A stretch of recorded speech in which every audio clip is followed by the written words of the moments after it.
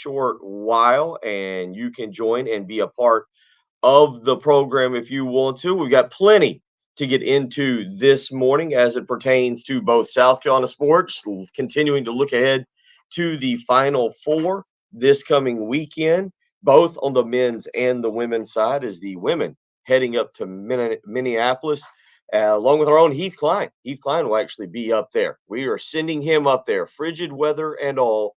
Heath Klein, our relentless, intrepid, I believe is the right word I'm looking for there, reporter, heading off to Minnesota to cover the Final Four. We sent him up there with some warm clothing, I believe. Hopefully, right, Jen? It's because you said yesterday it is not warm in the northern portion of the United States. Yet Heath Klein going off to battle. That's right. He's a lot tougher than I am.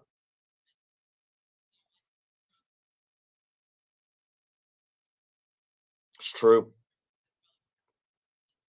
That probably is. Yes, that's true. That's exactly how he'll get him going, and there's no doubt that he will do a great job. We'll have him on in the next few days, as I believe he is traveling up there tomorrow to be a part of the Final Four. So we'll talk Final Four this morning. We'll start to get more into that. Brian Edwards from VegasInsider.com will join us. We will look ahead to the three games that will take place, the two on Saturday night, and then get his take on potentially a championship matchup as we get ready for both Duke, North Carolina, Villanova, Kansas, and then over to the women's side, Stanford and Connecticut, and obviously South Carolina and Louisville. So a lot to get into as it pertains to basketball. We will get into South Carolina baseball. And that's not in the good way. That's not in the, oh, how about that team in the good way. That is the how about that team in about as bad a possible way as you could make it. Last night, they fall to Presbyterian 9-6. They give up 2 runs in the ninth. They were kind of the nails in the coffin. They gave up 1 in the seventh. It was a 6-6 game going into the last few innings, and Presbyterian is able to push the runs across that is necessary to gain a victory. And you know what, Jim? That actually, I was going to ask how any of us sum up that team, and you actually did it perfectly. How about that team? And you do it in the way that, yeah, we do not want to break it down or look at. It was uh,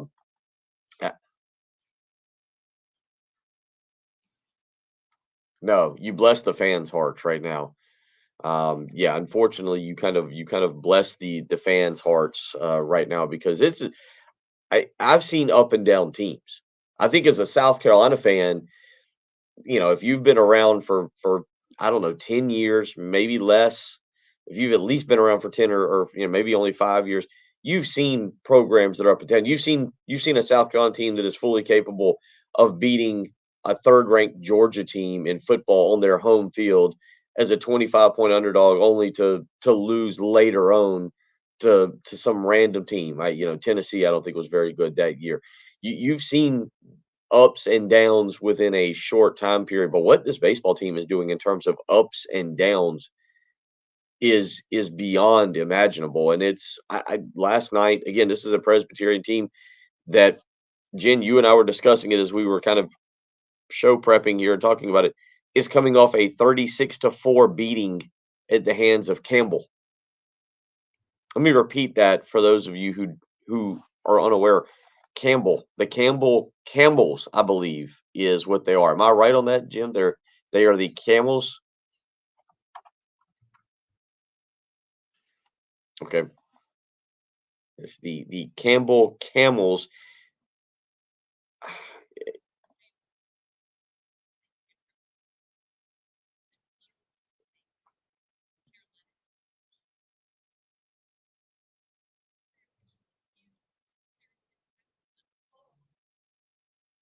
Yeah,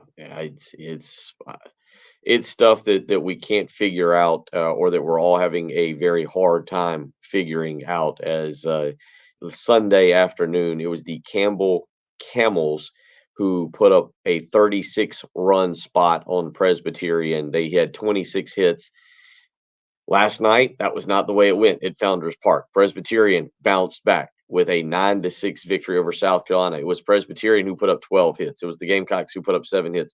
We will get some audio this morning from Mark Kingston because it's fair that you hear from him in the post game and what he had to say and tried to explain what occurred last night over at Founders Park. So we will move through this morning as it pertains to that. We'll also get some Shane Beamer audio. Yesterday, Shane Beamer speaking with the media as it pertains to spring football and how things are going for his team as South Carolina now tomorrow will be 2 weeks away, or I should say, I don't know why I said tomorrow, but this coming Saturday will be 2 weeks away from the spring game.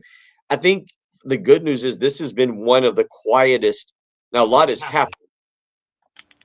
A lot has happened, but this has been one of the quietest spring practice sessions that I've kind of been around in terms of South Carolina athletics in quite some time. It is actually pretty remarkable how quiet this spring has been as it pertains to South Carolina football. Now, again, we just talked about this baseball team that is running hot and cold. Gene weighing in on our text line saying when your pitching is shot, this is what happened. The injuries right now to the staff is hard to overcome.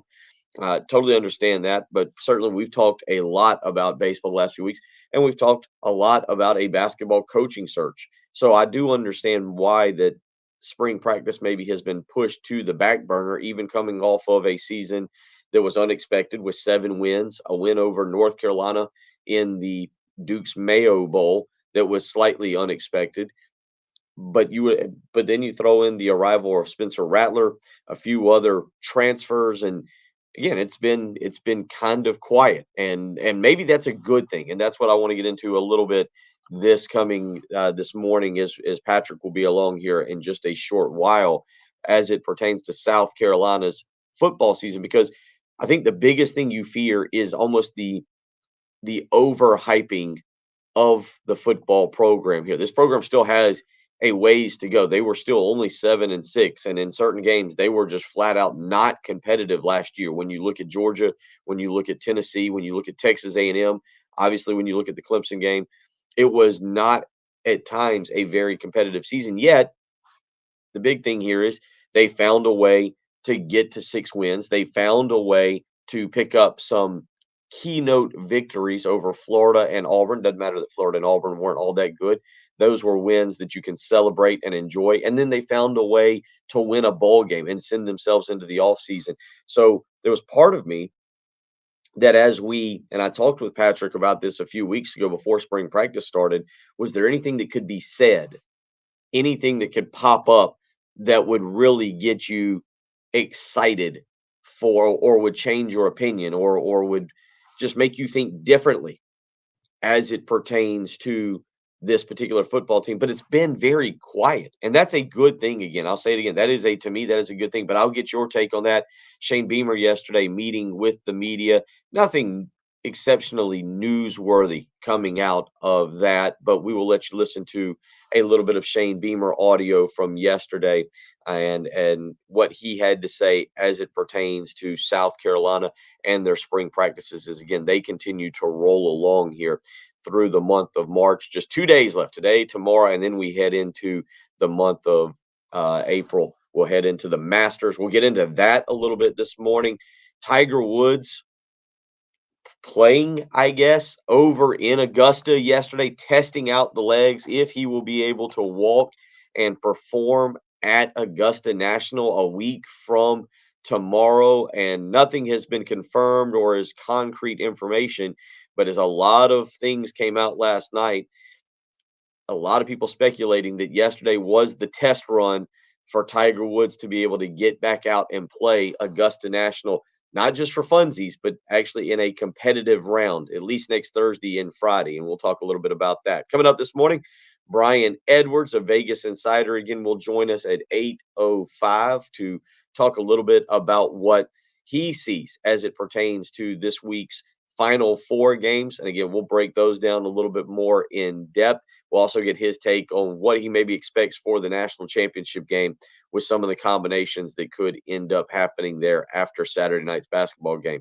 Kyle Thompson traveling back from England, I believe, this morning. He will join us later this week. So the phone lines will be wide open. If you want to weigh in on anything and everything, again, don't feel like you got to necessarily just talk about the subject we're on because there's a lot going on. And when you hop in your car or truck and you might have missed a segment or two, or you had to flip the radio over because the kids were in the car and they wanted to listen to the children's music. I'm trying to remember the music bop or whatever it is on I believe satellite radio. Jen, you never had to deal that with that. That wasn't really out when you were taking the kids to school, was it? The songs that have been edited and played in a family friendly version that the kids can listen to on the way to school. Are you familiar with what I'm talking about at all? Kids bop, not music bop. What the heck's wrong with me? Yeah, kids bop. I actually got stuck watching a little bit of Yo MTV Raps last night when I came home from soccer. Yeah, it was, I don't know, flipping around the channels, and it was either that or Dateline Secrets Undercover. Or Undercover Secrets, something like that.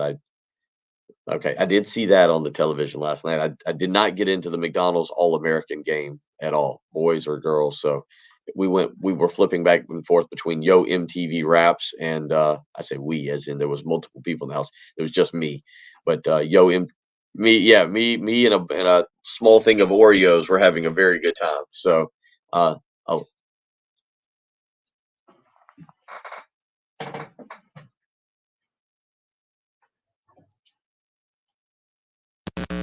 I really need to try to go to sleep, and watching Twister will get me kinda keyed up. I mean, not that it's scary, but, the energy and excitement and kinda, "Whoa."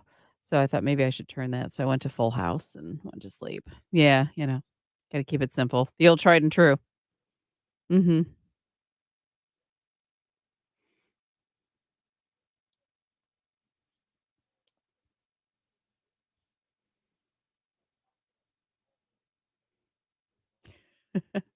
Absolutely. What?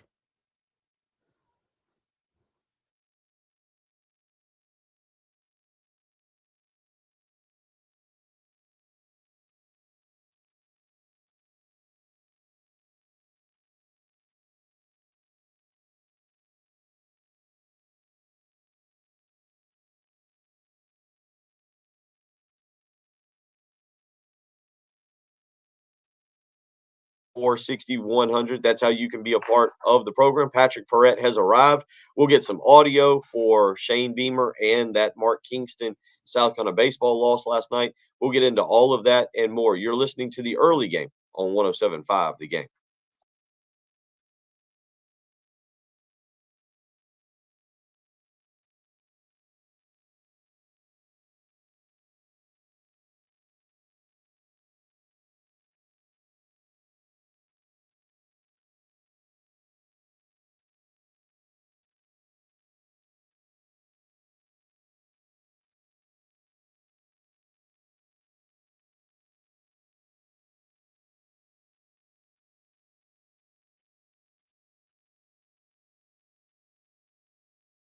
The game.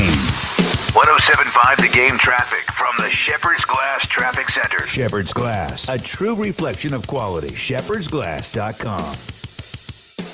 Looking pretty good out on the highways this morning. No accidents to report. Just slow down this time, and that is really good news. Looking for high today of 82, and right now a little bit warmer than it has We're getting it all set up. You're looking at 52.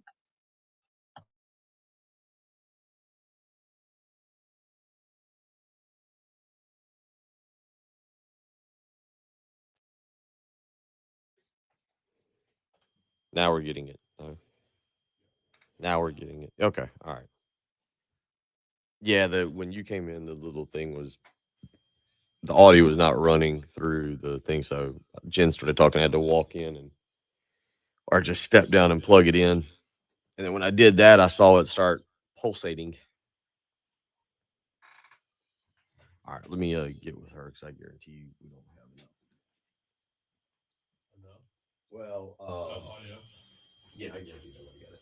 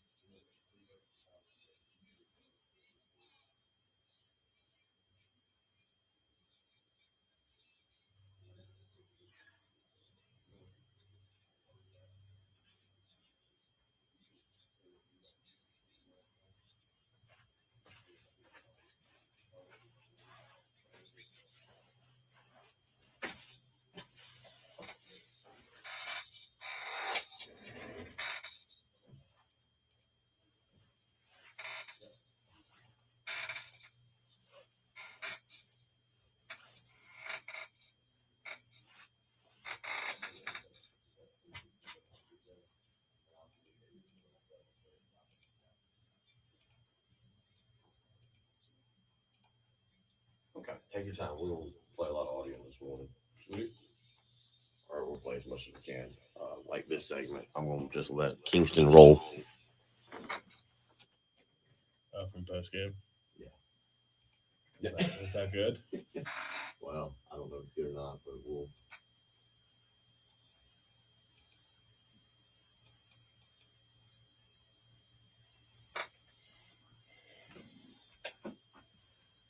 Any idea what Ted really wants to talk about with Lamont Paris? Like, okay, yeah. Since he wants to talk Lamont, if he wanted to talk baseball, I would avoid him. But since he wants to talk, we'll take that phone call. Then I'll go to the Kingston stuff, and then.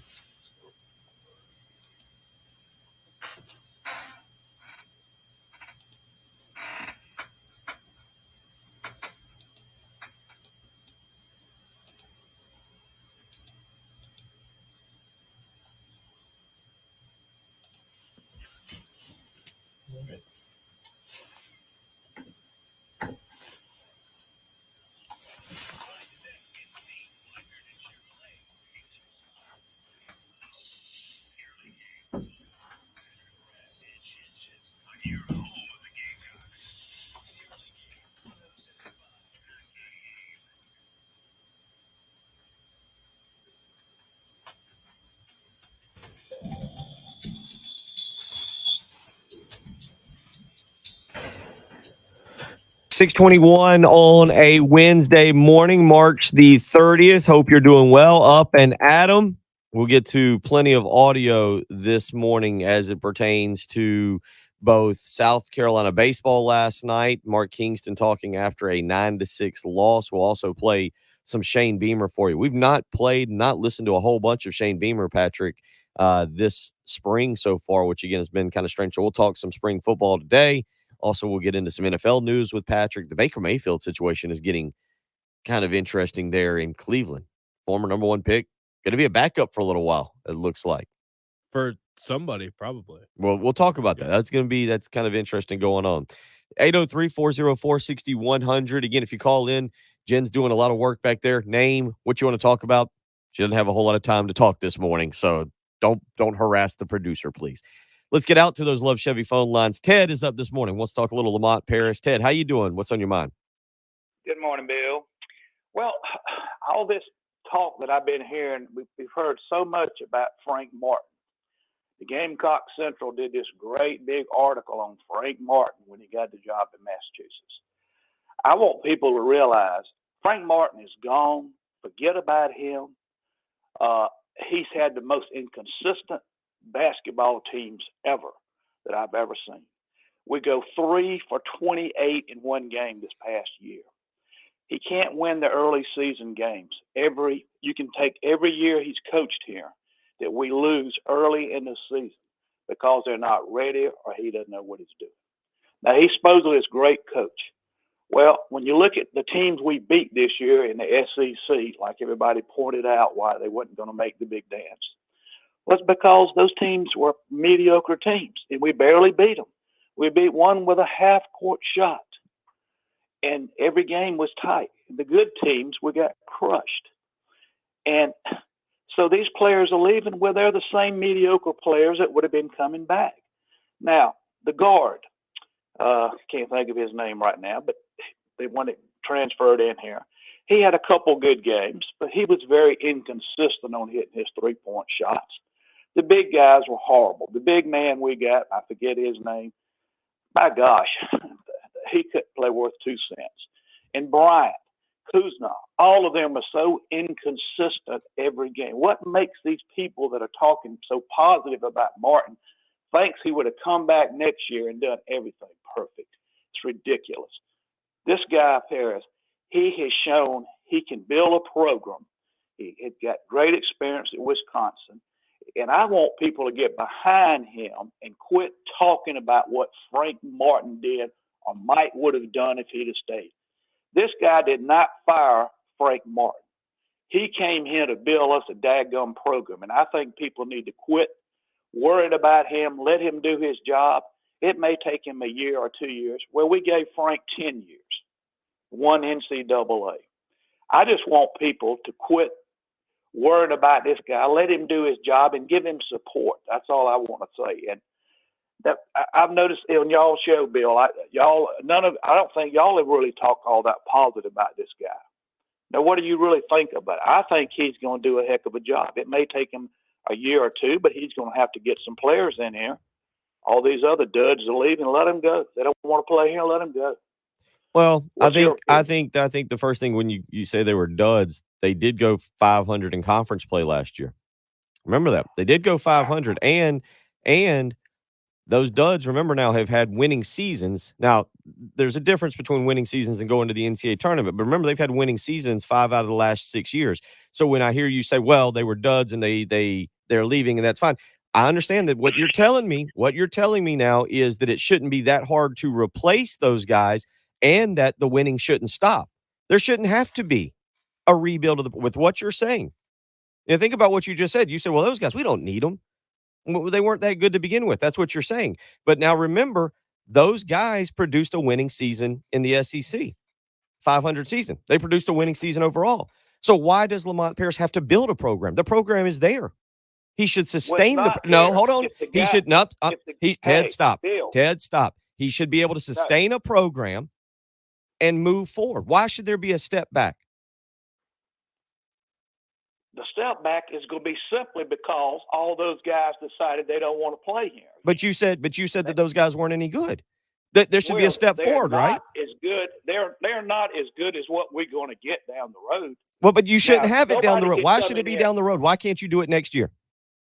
Well, how can you do it next year when you got to go to the transfer portal? You ain't got much time to recruit. That doesn't mean we should have kept Frank Martin and I kept didn't those say that. This guys. isn't about Frank Martin. This is about Lamont Paris, and it's about moving forward.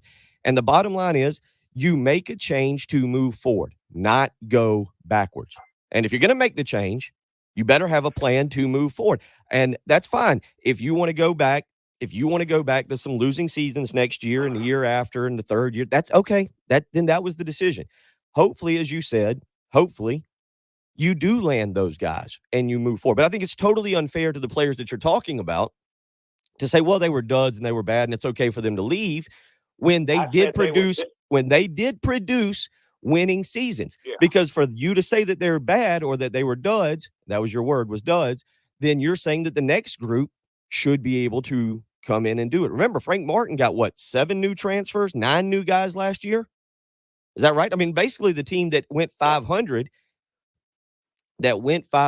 and had a winning season overall was basically a new roster. That we agree on that, right? Although that was pretty much a pieced together roster in 1 year, right? Pretty much. I Then agree why with can't that. it happen again? Why should we All not right. expect it to happen again?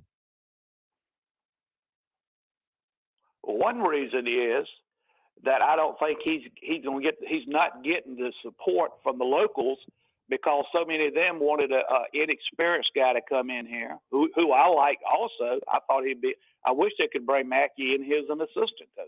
He doesn't I want to think come that here as would an be a big- assistant. Huh? He doesn't want to come here as an assistant. That's not going to happen. Well, I know he doesn't, but then he's an assistant anyway, so what would it matter? I mean, he could help the program, his alma mater. Why wouldn't he want to come in here? I mean, that's what I'm talking about. Everybody's got this, including Mackey. Now, why does Mackey want to stay up there when he could come back home and stay here 2 or 3 years? And if he can help this guy build a program, then he can get a job somewhere. Well, he can get a job Now, under Steve Forbes. He'll be able to get.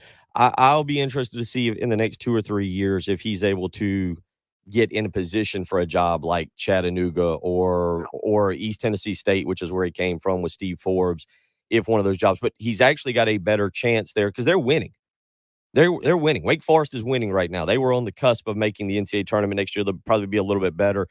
He's in a more high-profile spot for him to enhance his career up there as coming back to what we just talked about and trying to do a rebuild. Just as a matter of principle, people don't take a lesser job at you're not going to interview an offensive coordinator for your head coach job and then give it to him and then say, well, you can come be the offensive coordinator here.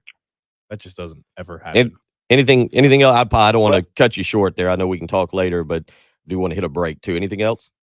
Well, just one thing. I'll be happy, and we'll look at these the program in 3 years from now. If he has a bad year next year, so what? Martin, even though Martin won some games, he still was very inconsistent. And the players all I said mainly was the players were inconsistent. Now, I call them duds because they look like duds when you shoot 3 for 28. To me, that's a pretty duddy team. How the hell can you hit 3 ball shots out of 28 shots? Hell, I could make that many shots from the 3-point line. That's ridiculous. But whatever. We'll see. Time will tell. I just want people to support the new coach. That's all I'm really asking. I think they are. I think that, and thank you for the phone call, Ted. I think they are. I mean, I think Lamont Paris's press conference was very well received last week. Mm-hmm. I think for a guy that everybody's still learning about, I thought he did very well at the press conference, and certainly that gave people a chance to hear him. Look, Patrick, let's be honest. We had Gene Haney on from the Chattanooga Times Free Press last week, and I think both you and I and other people he lowered our expectation. Lowered our expectation for Lamont Paris. Not to, I think Gene does a great job up there, but the bottom line was I think he was wrong on the personality of Lamont Paris. But it's gonna John weighs in, and I think John's with Ted. He says the players are sub in the SEC, no shooters. 500 is not good. If my business only performed at 500, my business is a failure. No one says the new players make a step back. Why? I believe anything is better than what we have. New doesn't mean worse. We are better off. And I agree with John and I agree with Ted. There should be zero reason for a step backwards next year if you're telling me the players were not good. There's zero reason. John, Ted, I think Harry, you're in with them. Harry says 500 equals dud. Let's not act like 500 is good. That's fine. Then the three of y'all should agree that it would be a disappointment and a semi-failure if this team is not 500 in conference next year. Otherwise, you're telling me that you replaced bad players with worse players, and I don't understand how that's going to make anybody feel better about the program moving forward. That makes zero sense to me. But Joel did say a losing season next year, followed by postseasons in 3 out of the following 5. That would be an improvement. Yeah. I mean, no one's saying that you have to. And a national championship in the next 5 years would be a massive improvement if we're just playing the hypothetical. Yeah, well, the hypothetical is next year could be a bad year, but the following year he could get his footing and then make a postseason. And just like that, it would be an improvement. Could. I mean, no, there is a other side. Next season's going to be bad. But why should it be? Because they just lost their entire team. But according to John and Ted and Harry, those were bad players. Some of them were bad players. Well, I don't agree that they were like I'm with you. I'm using what others are weighing in, and we're having discussion, and that's all part of Sports Talk Radio, and it's I mean, I just think next year will probably not be very good. Maybe you get Trey Jackson and that changes everything. Maybe there's another recruit coming too, but there's not going to be too much talent around him. But I don't know. Just because you take a step back in year one doesn't mean you can't still push the program forward.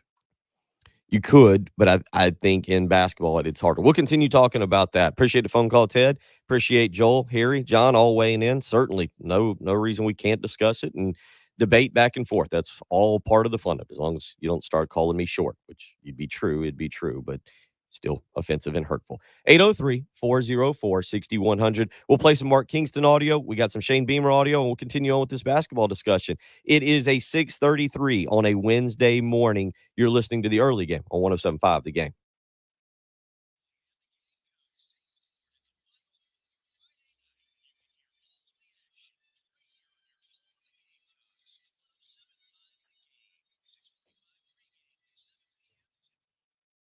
I will say, if transfers keep happening, I'll be 40 in May, but I may have to try out for the basketball team. Trust me, I went to school for like 6.5 years. I'm pretty sure I still have eligibility left. But if I'm suffering from joint pain, if you're suffering from joint pain, neither of us are going to be able to walk on for this basketball team. It's time we all get ourselves in the best shape of our lives. The longer days are here. There's warmer weather. It is the time of year you need to be enjoying your life without joint pain. So it's time to call QC Kinetics for a free consultation or a free second opinion. 803-281-6860. That's 803-281-6860. Again, enjoy doing what you love this time of year. Call QC Kinetics for a free consultation and free second opinion. You can learn more about these amazing natural biologic treatments right now by calling QC Kinetics. They've had doctors treating patients across the country with cutting edge results, getting people back to the life they want to live. So give them a phone call and find out for yourself. 803-281-6860. Again, that's 803-281-6860. That's QC Kinetics.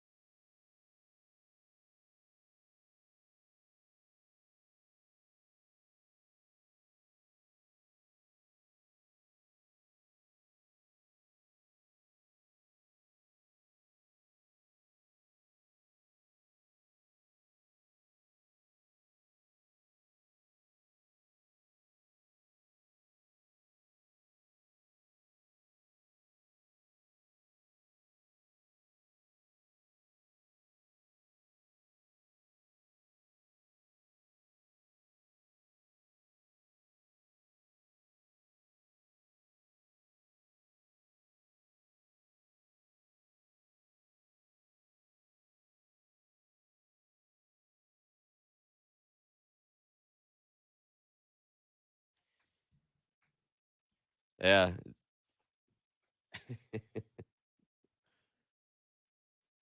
I appreciate you standing up for me, Anthony. RL, I just don't understand that. It's like such a, to me, it's like we fired this guy who was at least producing decent seasons to take a massive step backwards.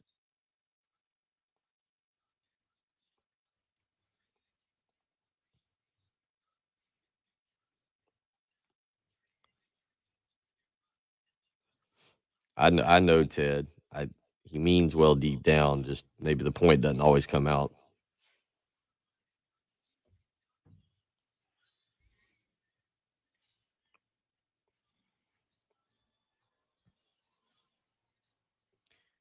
So we're off and running. World Cup's gonna be so weird this year. So what have we got? What was B from Colombia on the text? And when For is America, we played Costa Rica, and dude, this was crazy. What is happening there? Laser pointers. That seems like it's wildly illegal. It is, but they still just sneak them in, and there's really nothing you can do about it. So I'm curious, do they light up credentials and stuff for Heat up at the women's tournament? Like, is he just going to kind of be there, or did like the university set him up so that he can get access to like Dawn and all that kind of stuff? I think he's credentialed. I think he signs up for everything. And I don't know if he did that or if like Terry had to do some of that. Or he might put in. I think he probably puts in for him. Terry does. Bill or.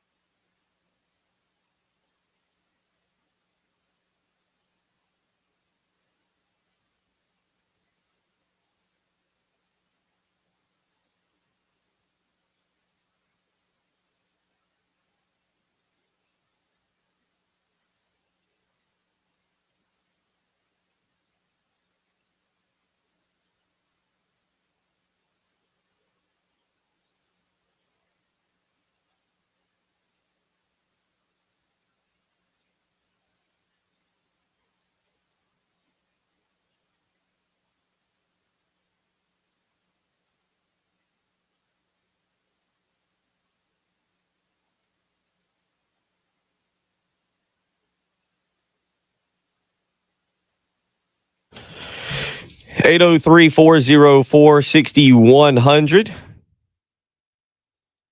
Harry weighing in. Sorry, Bill. Didn't mean to get you worked up. You didn't get me worked up.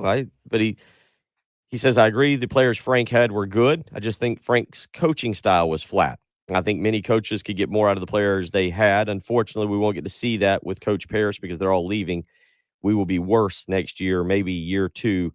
We had to make a change. I also don't think Ray Tanner is right for us, but that's another story.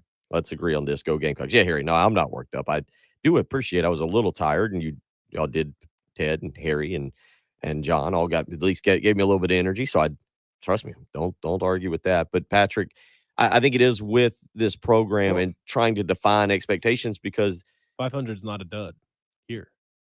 Not historically, but I do understand people wanting more, and that's why I really never argued with the reason to part ways with Frank Martin. I got it. No one's trying to argue that one NCAA tournament one NCAA tournament, even one Final Four, which was, I don't think will ever happen again. But that is no, you want more. You as a fan base. I watched Frank Martin. The press conference yesterday up at UMass, I did go back and watch it, and the one thing he says that is very legitimately true is he used it here. When you're asking a fan base to invest their time, their energy, and their money to pay your good hard-earned money for tickets, to spend your time to go down for we talked about the 6:30 tips down here at Colonial Life Arena, where you've got to get off work and maybe you've got to get the kids home or something. You're trying to make a ball game and it's very difficult to do. That's your time and your energy. Yeah, if you're going to invest that as a fan, you're not investing it these days for sub 500 or in basketball non-tournament teams. So I'm not arguing with anybody on the decision to part ways with Frank Martin. My argument, this goes back to our conversation yesterday, is these next few years, it's not a given. It's never a given, obviously, but it's going to be another interesting 5 years. And how do you start building this program? Do you do it through the transfer portal with guys who are basically the equivalent of hired assassins, one and done players, seniors? Transfer portal, by the way, is blowing up. Have you seen what's happened? 803-404-6100. Have you seen what's happened at Murray State? No. The whole team, except for one guy's transferred. All the returning players, except for one guy, has transferred out. Yesterday, one of them finally became, I forget which player yesterday announced his intention to follow Matt McMahon to LSU. Murray State has one returning player left right now on their roster. It's absolutely crazy what has transpired there at Murray State with the entire roster of guys eligible to return transferring out. The transfer portal, Patrick, is blowing up. And so Lamont Paris has got options. How do you go about building this team? Because again, I guess that's where I get a little upset. I don't want to hear you say, well, those guys that just left stunk. They were bad. But then say, okay, it'll be okay. We're just going to, the next year will be a step backwards. Well, those to me don't go hand in hand. Well, I don't think many people are hinging anything on year one or have any expectations for year one. I mean, that will change if Trey Jackson commits, and we will see on that. But as it stands right now with, 5 players on the roster? How many was it? You went through it yesterday. It was like 5 players? Gray, Minot, technically at this moment, Brandon Martin, although, again, we expect him to be gone, Keyshawn Bryant, Jacoby Wright, Chico Carter Jr., 6. And we don't expect Keyshawn Bryant either. Right. We don't expect more. And I feel like I'm leaving someone else off somewhere in there. But the point being, I just did that off the top of my head, so I may have left. If I left someone off or not, I apologize. It's a barren roster, so no, I don't think anybody's expecting anything next year. It's just I mean, he took over at Chattanooga, a good team, and won 12 games in his first year. I don't know what led to that. I don't know if it was a lot of injuries. He had to end up playing as team manager. Yeah, so I mean, you hired him because he steadily built the program over 5 years. He's gonna get 5 years here, so I don't think there needs to be a rush to judgment. If you are 500 again in conference this year or worse, okay, I mean, that stinks. You should have done better, and I'm not even saying that he's an upgrade, but you have to give it a couple years. I don't even think this year is just a complete wash for me. No, look, one thing that cannot be argued about both South Carolina basketball fans or the administration is that they don't give people time. Eddie Fogler had a nice 3-year run. That was about it. Dave Odom had some weird stretches there, but both got plenty of time. And one could make the argument that Darren Horn's 4 years was 1 year too long. Frank Martin got 10. One thing that I personally don't think you can argue with on South Carolina basketball fans, and again, South Carolina administration, and maybe you can just say the administration is lazy and they don't care, but is that they do not give their coaches time. They give them plenty of time to succeed. Frank Martin was given 10 years, and again, I do agree with some things that he said as it pertained to the program and why some things didn't work out. 803-404-6100. Jen, let's take this one phone call on the Love Chevy phone lines. Mike is up this morning. Mike, how you doing? What's on your mind? I want to talk about this men's basketball thing, y'all. I think when they made this decision, they really need to consider, who we had coming back with Frank and, the potential to lose them. Because I think we would, with the talent Frank had, we would have done a really good team next year. But unfortunately, we won't see that. I think they should have taken greater consideration when they made this decision, and I'm not sure how much they actually did because I was at most games like this past year, and I think we would have had a really good team. I don't know, y'all. I wish they would have given him one more year because I think a lot could happen. I just think that I'm gonna leave it at that. Okay, appreciate the phone call, Mike. That's where everybody's. I mean, it was gonna be probably his best team since the Final Four. And I think most people agree with this. It doesn't mean Frank Martin had some teams that we thought were going to be solid over the last few years, and it didn't equate to solid teams. Regardless of the solid teams, it still seemed, especially the last 4 years, that you would have the Stetson game still stands out. The Stony Brook game, the Boston game, like those were not bad. South Carolina was not bad basketball teams those years and still lost those games for no reason whatsoever. And it's hard to say next year that you wouldn't have had a loss early in the season just because it was happening. But I get people being a little confused or annoyed about the timing because it does feel like you might as well have just done this after the just brutal COVID year. True. I mean, and if they had lost to just say Florida in the Elite Eight and not been a Final Four team because Final Four just kind of hits different, Does so do. Would he have gotten this year? A lot. If they lost to Duke in the round of 32, he wouldn't have been the coach. I don't think so. I don't think so either. I don't. It's hard to say because it wasn't a Georgia situation where the program bottomed out so badly. You had the one COVID year, obviously, but the program had not just bottomed out, and it's not. I guess that's my other point. You weren't walking into a situation where or Lamont Paris was not walking into a situation that again was extremely desperate. Now, obviously, the roster is going to be different. You're right. He's going to, I guess, technically start from scratch, and that's the only thing I push back on is saying, "Oh, those players stunk." It's perfectly fine. I'm okay with them leaving, and then in the next breath say, "But I don't expect much next year." Yeah. Well, the stinky players just went 9-9 in the conference, and I think 18-13 overall, 17-13, not counting the Allen game. All right, well, if the stinky players just did that, and you're telling me you're okay with them leaving, then why should you expect less next year than what you just got? We'll continue talking about this. 803-404-6100. Appreciate all the insight. We will continue on this. We'll get you some audio from the baseball game last night. I'm not sure that's going to make you any happier. And we'll get you some audio from Shane Beamer as well. You're listening to the early game on 107.5 The Game.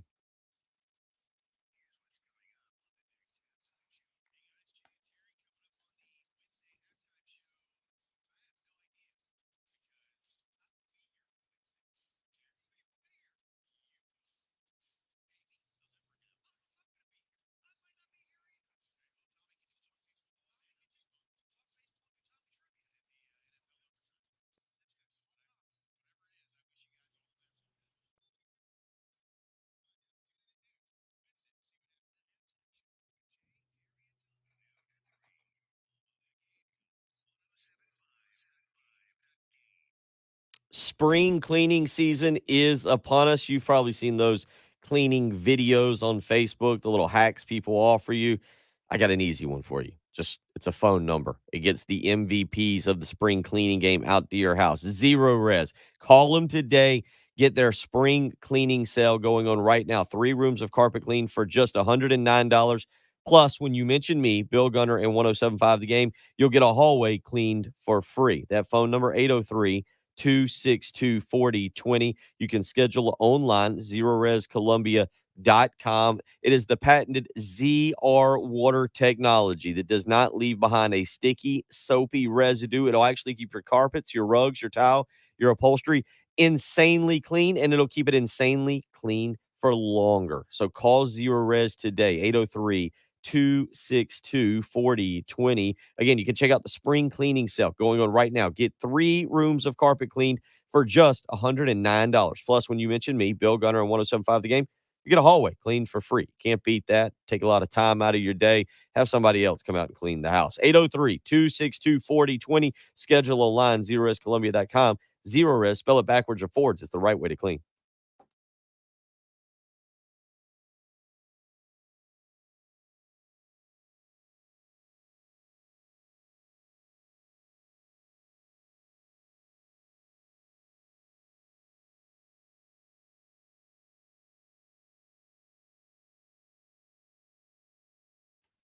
I'll talk about this on the live stream. I did go back and watch the does UMass need a baseball coach? Okay. That's actually pretty funny. um oh, Mr. Kirkland, good to hear from you this morning down there. Be safe. Talked to him yesterday in the hallway down there. Yeah, I did watch the Frank Martin press conference yesterday. I just, and I like Frank. I do think it's going to be interesting to see how all that plays out, because I felt like a lot of his rhetoric yesterday was stuff that we heard several years ago about the teams playing hard. I do think I should actually bring this up, even though I specifically said yesterday I was not going to bring this up. Frank talking about recruiting yesterday and how he wants to recruit.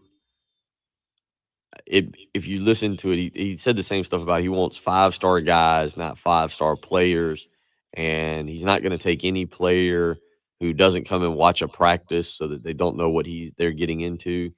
It like all of a sudden you're like, oh, this is why you couldn't recruit at this school. Like, you got enough problems to begin with. You've got to be a little bit more loosey goosey with recruiting players.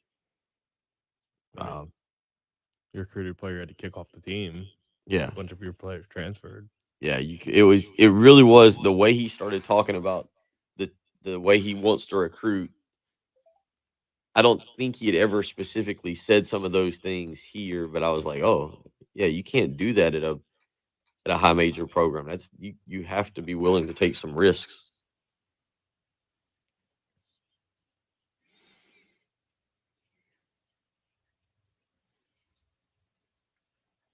It was very interesting. Yeah, you can always make the argument that maybe we haven't given coaches time in baseball, or of course, I mean, they've been a lot of success in baseball, but definitely in basketball. Odom got plenty of time. Fogler, of course, he had some success. Darren Horn probably shouldn't have gotten that 4th year, but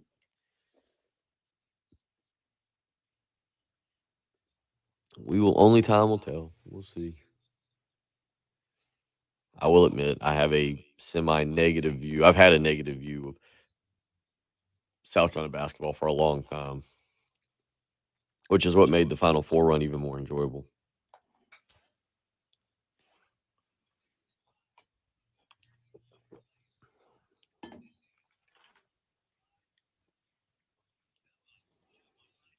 How much time? Like a minute? Yeah. Just over a minute.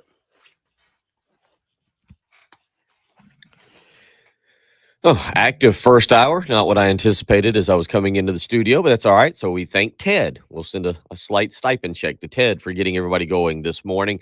Jen, let's get out to those Love Chevy phone lines. Richard is up. Richard, you got about 40 seconds. Sorry to cut you short, but what's your point? Go ahead. Hey, Bill, I think what Ted was trying to say to you is Frank had reached his peak with South Carolina. That one season he had Sendarius Thornwell, and people don't give him credit. He's the best South Carolina player I've ever seen. Both, he played both sides of the ball. But Frank had reached his max, and you make a great point. If we move on, I do think Lamont Paris has to have a winning season this year, and I think he will, because I think he'll beat the mediocre teams that we would lose to, and I think he'll beat the bottom tier of the SEC as well if he gets some, decent players in here. So, I think both of y'all made great points, but I just think that's what they were trying to say, that, Frank has peaked out at South Carolina. There's nothing more he could have done. Appreciate the phone call, Richard. Always appreciate your input on the program. We will have 2 more hours. We'll get into some other stuff as well. Some NFL discussion, baseball last night, basketball. It's the early game, 107.5 The Game.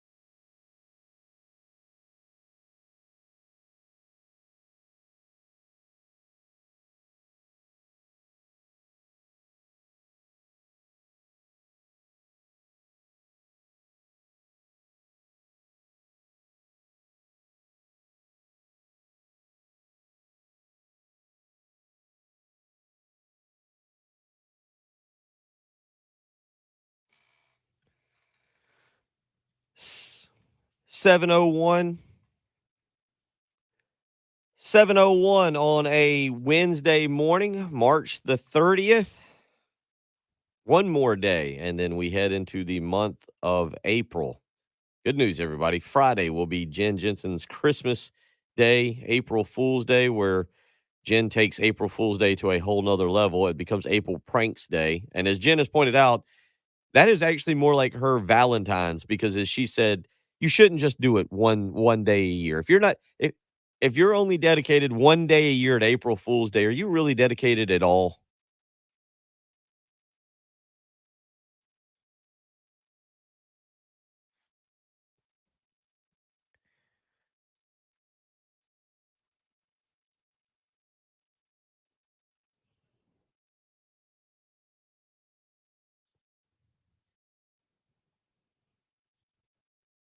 Other times of the year, I think Yeah. it's important that you make sure you do those pranks and April Fool's things to them. This is precisely why in our studio, Jen is in front of me. I can look directly at her, because if she was behind me, who knows? I'd have signs all over the back of me. I'd maybe have whipped cream, or what is it, shaving cream on the back of my neck or something. Who knows what small spiders you'd be dropping from up the ceiling on me. Who knows what she would be doing. Slide the powder in the plastic bag under the door and then stomp on it. Yeah. Just little simple things. Yeah, one that we're just lucky that there's expensive equipment around us. This is also That true. helps. So it limits what she's actually able and allowed to do. But that hasn't stopped me, because I did saturate a seat in a studio one time. So when they sat down, because those cushions, if you add water slowly enough, it will absorb. I'm doing the show from the house on Friday. I'm not leaving the comfort of my own home to risk being around just you. telling you in case you wanted to do something to someone. I am not taking the chance. 803-404-6100. How you can be a part of the program this morning. Appreciate all the input so far in that first hour as it pertains to South Carolina basketball. Certainly a lot of varying opinions on, I think, the future, or I think maybe the expectation, Patrick, for next year on Twitter. You can always hit us up. We seem to not promote the Twitter accounts enough. At Will Gunter is how you can get in touch with me. At _Patrick Perrette. She is at Jen Jensen Morse is how you can follow along and ask questions when we're not on the program. Justice weighs in, says Iowa State went from 2 wins to the Sweet 16 with the transfer portal.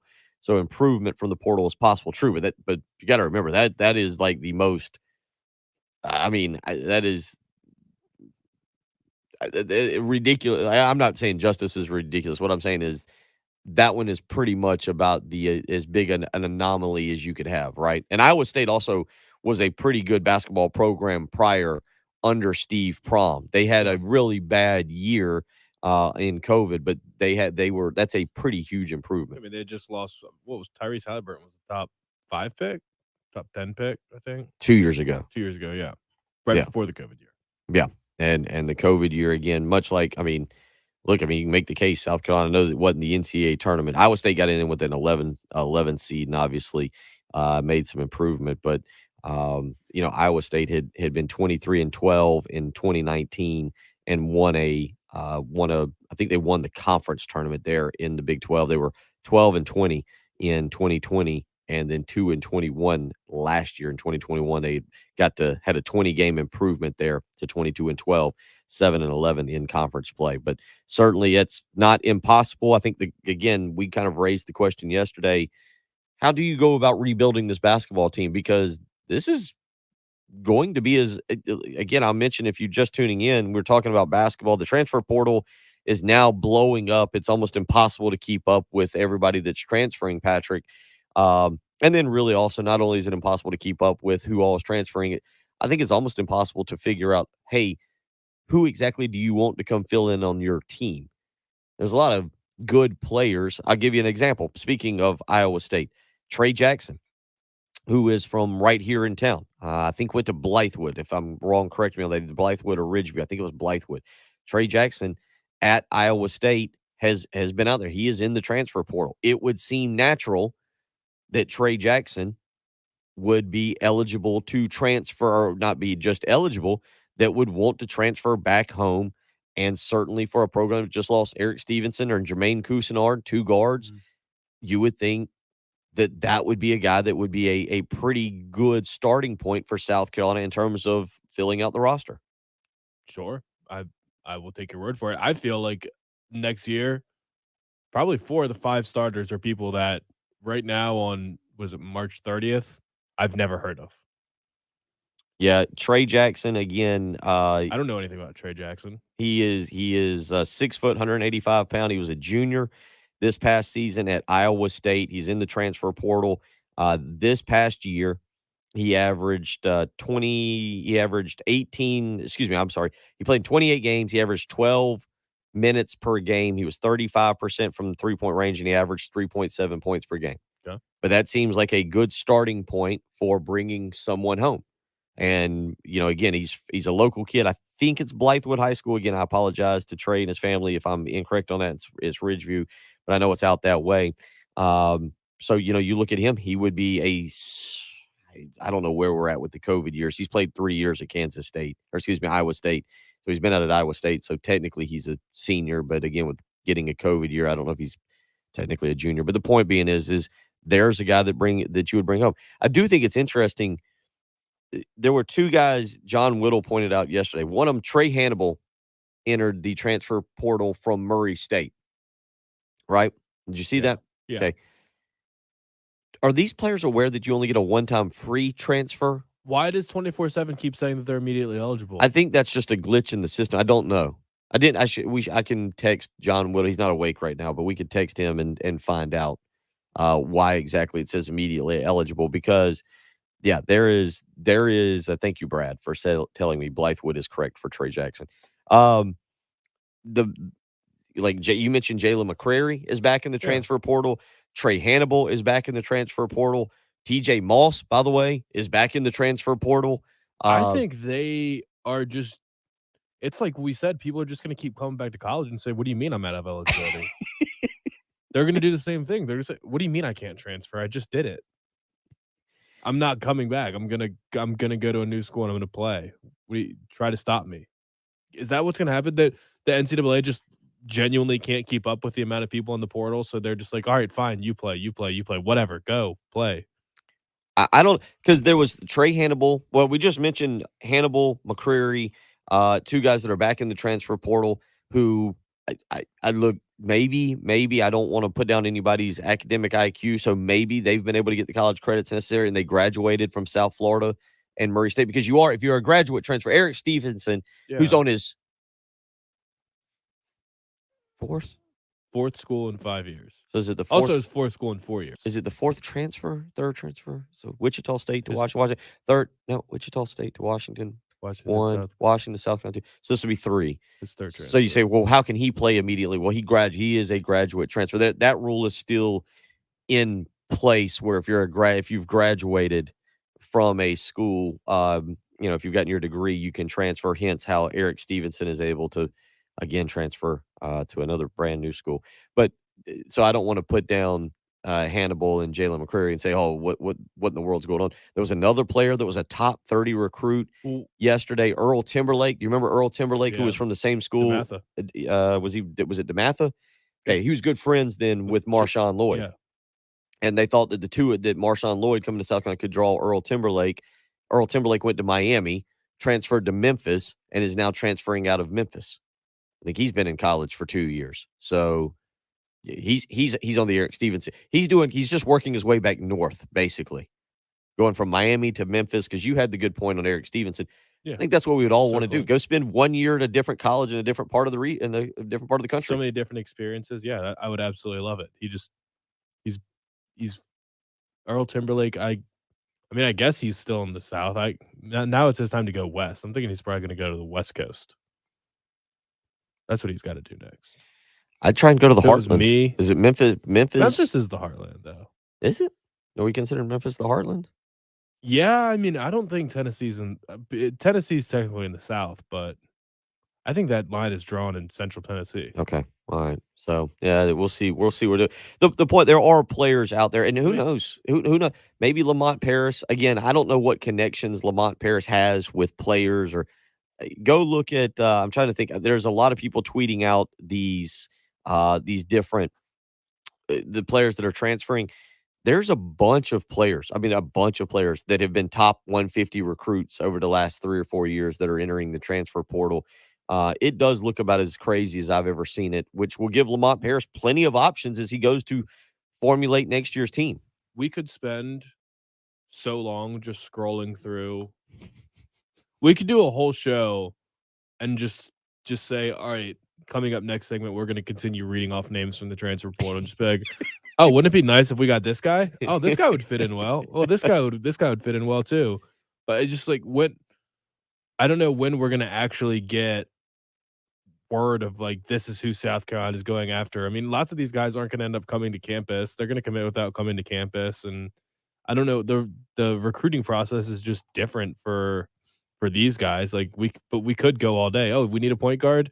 Andre Curbelo from Illinois. How about we go get Xavier Pinson from LSU? Like we could spend the whole day doing that, but I have no idea who is going to actually be linked to South Carolina. I don't know how we're going to find that out.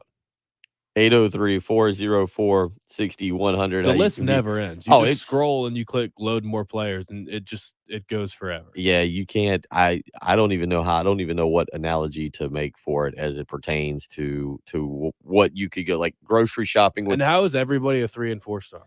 They re-rank them. Yeah, they re-rank them. I think you've just got to look at stats, and you got to look at teams and kind of move forward from there. Like I said, I guess one name that I do know to keep a close eye on because of local connections, Trey Jackson, again, point guard from Blythewood High School, who has been out at Iowa State, played in 28 games this year, averaged just under 13 minutes a game, just under 4 points a game. And shot 35%, 36% from 3-point range. So maybe a name to keep an eye on there. We will see. Again, you look at South Carolina's basketball roster and you try and make a decision on how many scholarships. They will be back to the regular allotment of 13 scholarships plus 2 walk-ons this coming season. And as of right now, Jacoby Wright is back. Chico Carter Jr. is back. Trayvon Minott is back. I think Brandon Martin had an extra year of eligibility in his back. Then you've got Javon Benson, Keyshawn Bryant, and Josh Gray. That's 7. Obviously, we don't expect Brandon. You just don't expect Brandon Martin to come back. That would be a shocker. That'd take you down to 6. And most people do not expect Keyshawn Bryant to be back. That would take you down to 5. Would be funny. He's like, sorry you got fired, Dad, but we're in a pretty good situation here. As you said, he's really starting at a Power 5 school right now. I was at USC Upstate a couple years ago, and here I am starting in the SEC. Yeah. I'm sorry, I'm just not going to come to UMass. 803-404-6100. Let's get out to the Love Chevy phone lines. Jen, Chase wants to weigh in this morning. Chase, how you doing? What's on your mind? Not too bad. Excuse me. Hey, as an Iowa State fan here in South Carolina, I do want to say that Iowa State team this year was made in the transfer portal. Right. Only 3 players from Prome's team last year was on the roster this year. One being Trey Jackson, the other one being George Condit. So they were the 2 that actually got minutes, and then a third player that didn't play very much. The rest of the team, and then Tyrese Hunter, the freshman, he was signed under Prome, and then Otzelberger kept him. So he was the only incoming freshman. But the rest of the team was all transfers. Appreciate the phone call. Yeah, it's again, you look at them, they had a very good year.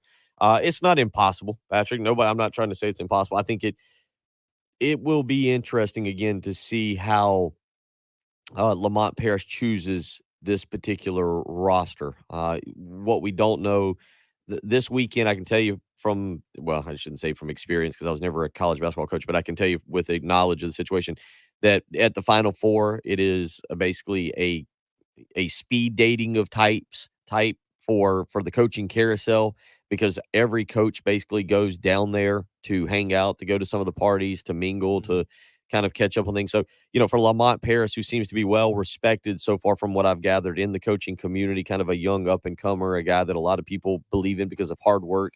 He didn't play at a prestigious university. He didn't play under a prestigious head basketball coach who he's been able to kind of use as a reference to move his way up. He's had to do everything on his own. I understand there's a lot of respect for him, obviously playing for Bo Ryan, coaching under Bo Ryan for almost a decade, has given him a lot of credibility. He will probably be down there. I'd be shocked if he's not And I would assume that maybe next week at this time, if we don't know at least 2 names, we definitely know 1. Again, I would think it'll likely be 2 that would be assistant coaches for him and maybe his whole staff. They need a Euro portal as well. That's what I'm interested in. Okay. If we don't have at least 1 European on the team next year, I'm going to be disappointed. There you go. See, we all have. I'm currently looking through the Chattanooga roster from last year, and as far as I can tell, all Americans. Oh no, they did have Josh Ayeni, a graduate student from Nigeria. Okay. And you know what? There's another one. They had Silvio D'Souza, who I guess is. We went to ING Academy. That's why I didn't know that. I just assumed he was from the States, but he's from Angola. Okay, there you go. So we all have our different ways of viewing next season for South Carolina basketball. Feel free to weigh in 803-404-6100. Cody in West Columbia, did Hannibal graduate? I'm not sure on that. I'm not going to sit here and pretend I know what's going on with Trey Hannibal and his academics. Alan saying Hannibal transferring from Murray State. If he goes to another school, he sits out a year, goes back to South Carolina, he doesn't have to sit out. I don't know if that's true. I'm not sure why we would be coming to see that there. Appreciate the text, Alan. Josh says the current state of the transfer portal is making a mockery of college basketball. It's just free agency at this point. That leaves fans just pooling for a mascot. JB weighing in on the text line this morning. There is a portal full of players that are better than our roster last year. It's like free agency with no rules. I like the no rules thing. It makes me think of the Little Caesars commercial. The guy walks in and yanks the shirt off, yells, "There's no rules." I mean, look, you could make a great starting 5 out of the portal. Let's just go get Andre Curbelo, Sharif O'Neal. We'll get I don't know, who else do you want? Who would be your number 1 target in the portal, Bill? That Devin Carter, 4 stars. He looks like a good player. We should probably get him. You could get him to come back. Yeah, I don't know. Well, you can look at. Good luck if you go down that. If you go down that rabbit hole today of checking out, there's so many 4 stars that I just don't know who. What are you on 24/7? Get the website. Yeah. 24/7 Sports and transfer portal. You can go to 247sports.com and check out the transfer portal. We'll continue on. I do want Xavier Pinson. I would love to have Xavier. There you go. So there's your point guard, Xavier Pinson. Guard, yeah. Okay. Yeah, if I could have one player from the transfer portal who's in the portal right now, based off this list, it would be Xavier Pinson. Okay. All right. Does it have the top player in there? Is it ranked by? No, it's like I don't know how to. Date. Yeah, I don't know how to sort them by stars, but right now it's just maybe just because they don't have them ranked, they just assign them stars randomly. Gotcha. But it's based off the date they put their name in the portal. Okay. All right. 803-404-6100. As always, you can join us on the Buford Lending live stream. South Carolina baseball, 9-6 loser last night to Presbyterian. We'll let you listen to a little bit of Mark Kingston when we return. You're listening to the early game on 107.5 The Game.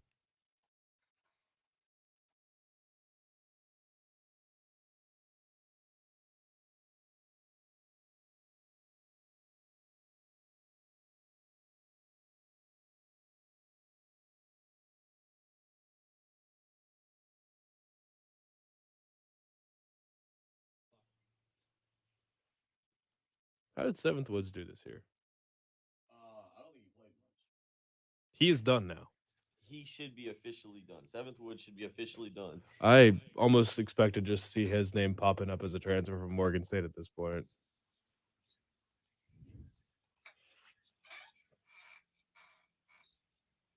What are we doing for the spring game? Anything? What do you mean? Like, what is our? Are you talking about on that Saturday? Just overall that weekend. He's got something planned. Remember, we kind of talked about it. I thought initially because I told him I've got soccer that day and I'm out. Whatever he's thinking about, I'm out.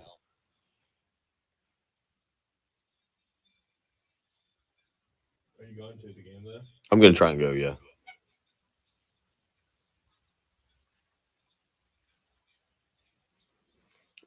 Yeah. What time is it 6 or 7?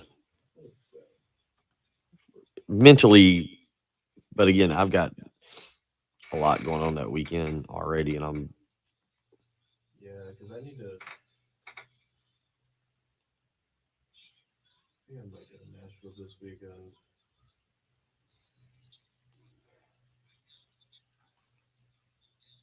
Might end up doing a show from there on Monday.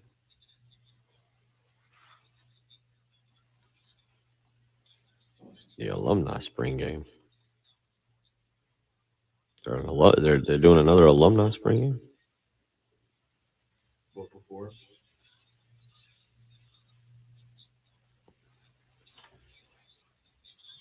The USC Association of Lettermen will host a flag football game with former football players in the north end of Williams-Brice. The alumni game will begin at 6. So, yes, so it looks like the spring game begins at 7.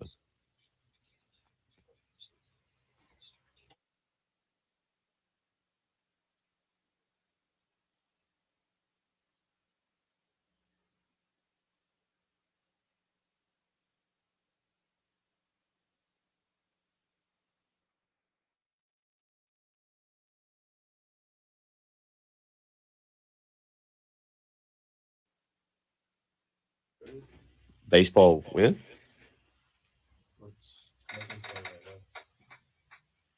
Oh.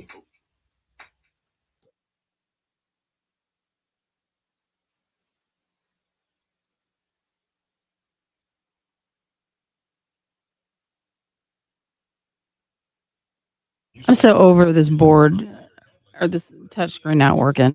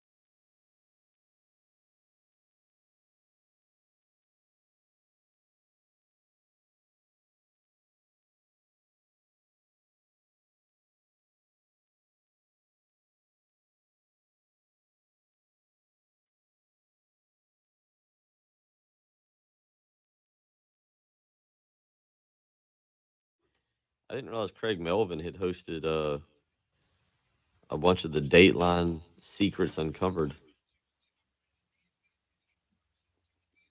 I like the other guy that I was watching last night. It looks like Lauren said he looked kind of like the Crypt Keeper. And he always asks a question. And like has the way he kind of phrases it always cracks me up. Who is he? Oh, here we go. Keith Morrison.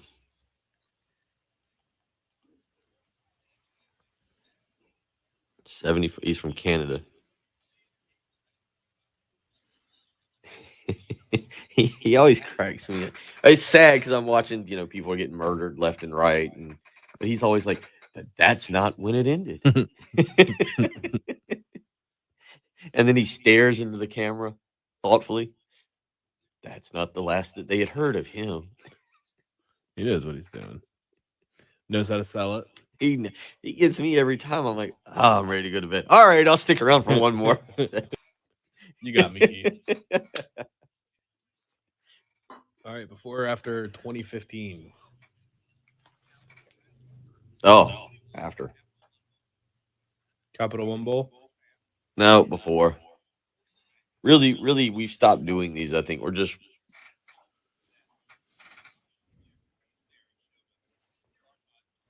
Alshon Jeffrey Hail Mary.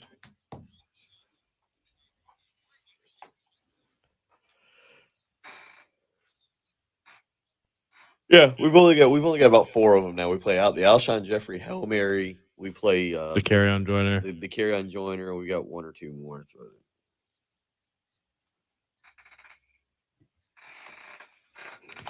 What was it on last night? I think it was on Oxygen, I think, Robin.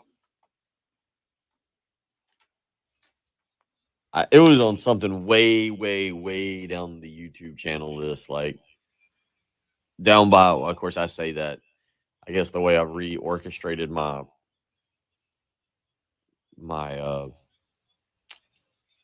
channel listings, I guess maybe it could be higher, but like it was down around Yo MTV Raps, because the song I caught was song that I watched on that was Run DMC and Aerosmith, Walk This Way.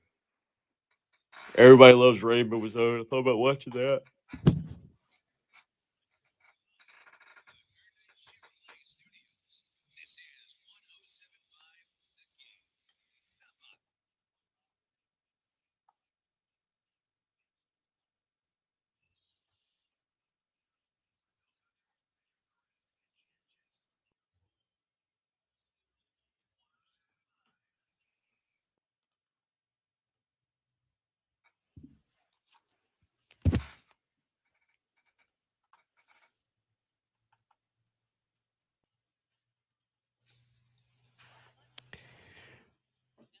Did you do that? Okay. Uh-huh.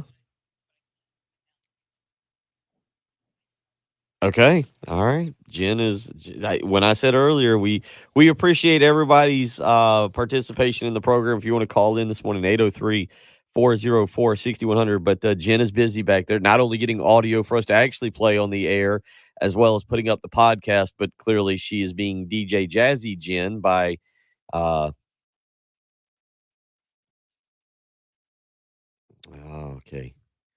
All right. Yeah. Well, so she is, as you can see. So if you call in, Jen loves talking to you, but right now this morning, just name what you want to talk about. Let's keep the show moving here. Let's keep it moving. Speaking of which, it being DJ Jazzy Jen, which in a way can correlate with DJ Jazzy Jeff. Did you hear the joke about Chris Rock that I guess came up on what, Monday morning? What did Chris Rock wake up with on his face Monday morning? Patrick, want to take a ballpark guess? What did Chris Rock wake up with on his face Monday morning after the Academy Awards?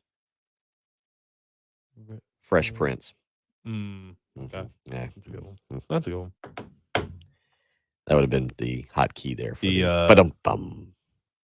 Yes.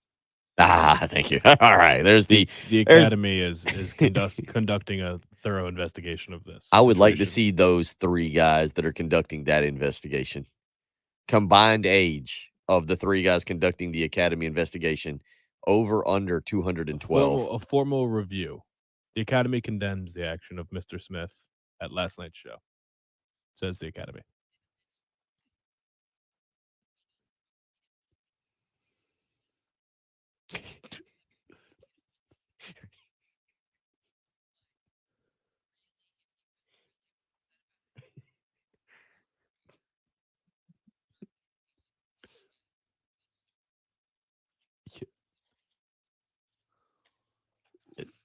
Yeah.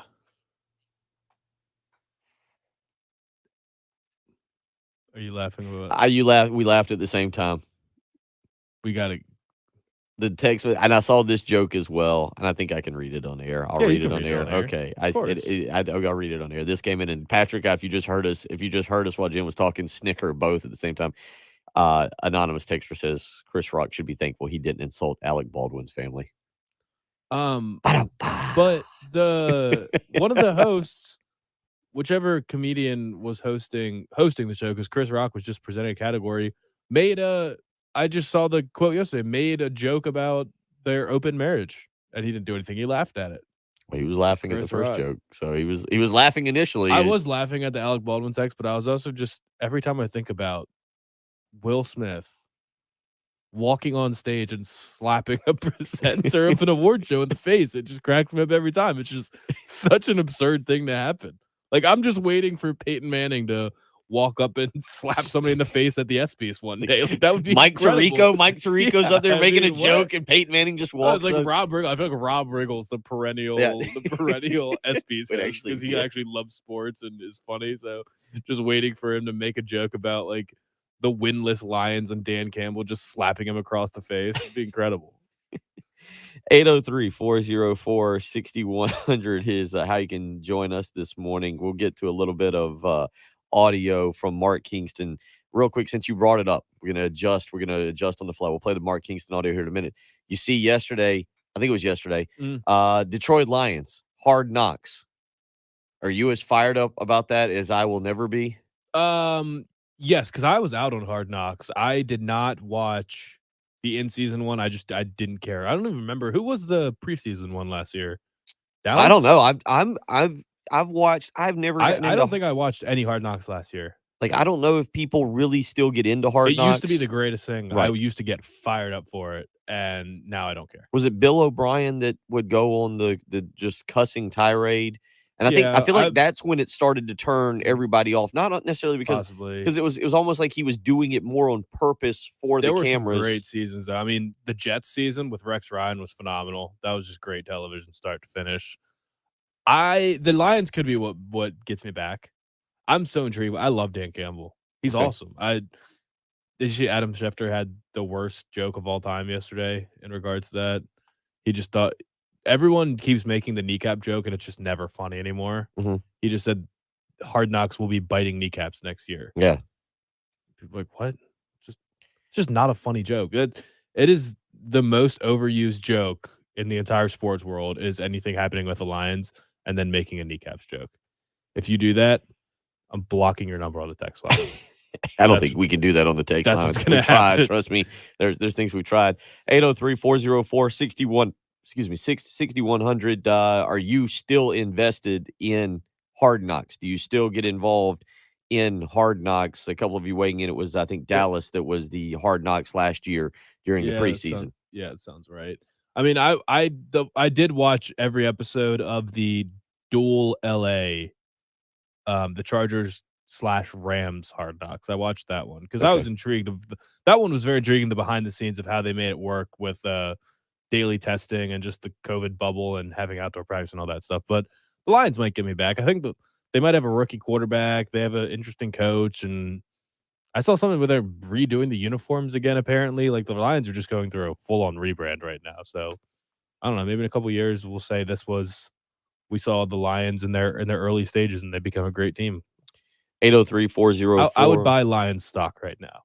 Okay. All right. There's a hot take for the morning. Other news from the NFL yesterday, Roger Goodell saying the Cleveland Browns quarterback Deshaun Watson could still face NFL discipline, but the commissioner's exempt list is unlikely. So there could be discipline. We don't know exactly what that could be, but it does lead the kind of to the point. If you're the Browns right now, right, you hold on to Baker Mayfield until you're certain that Deshaun Watson's, I don't care how unhappy Baker Mayfield is, right? Like, you're just not going to give him up without knowing for certain the future of Deshaun Watson, which I think will be settled by the beginning of this coming season. You mean like, say Deshaun gets a 6-game suspension? Yeah, let's just say that he could be. Yeah, that's really the only reason to keep him around. I mean, it does no good for the team or Baker or Deshaun or the quarterback. Like, having two guys that feel like they're stars in the NFL does not help your team. But yeah, I can see the case where, okay, Deshaun's suspended 5 games, but we want to make sure that we're still in the playoff hunt. We can either, I don't even know who their third string would be. Otherwise, we can either have X rookie quarterback, 5th round pick. He can start the 5 games and we'll probably be 0-5, or we can start Baker and maybe we get 2-3 wins out of it and we're just fully in the playoff hunt when Deshaun comes back. The other thing about starting Baker is, doesn't Baker have to do something to improve his draft stock or his trade value? Yeah, I hope for an injury. Like, that's the biggest thing that happened. You play him 5 weeks and hope that somebody's quarterback gets injured somewhere. They're willing to bring him in. Yeah, because like I said yesterday, I mean, Seattle's got the number 9 pick. They are horrible. They should be tanking. If not, they shouldn't be trading for Baker. I mean, that's the only one that really makes sense to me. So I don't think there's going to be a trade partner. Same with Jimmy G. 803-404-6100. Coming up next, we'll play a little bit of that Mark Kingston audio we've been talking about this morning. South Carolina falls 9-6 to Presbyterian. You can hear what Kingston had to say in his press conference last night. It's the early game on 107.5 The Game.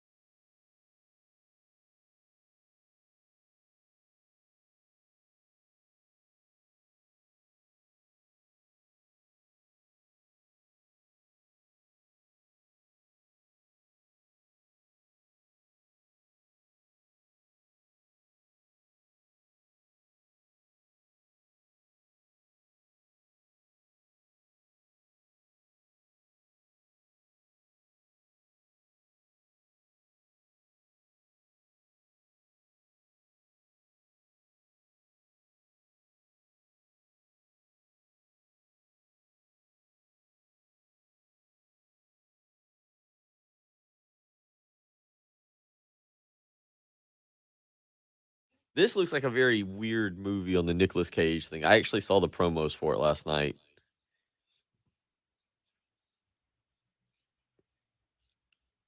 Like because the character in the movie's name is Nick Cage.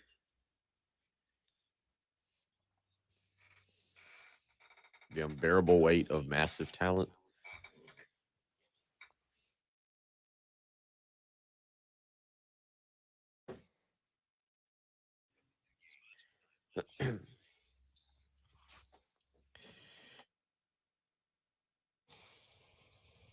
$7:42 on a Wednesday morning, March the 30th. Bill Gunner, Patrick Perrette, Jen Jensen. What we have been talking about a lot about South Carolina basketball, and the conversation now kind of, I think, flips to how would you we brought this up briefly yesterday, but how would you construct this roster for next year? And then what becomes the expectation, the early expectation? And I think, Patrick, I do think the general large expectation is that it's going to be a massive step back.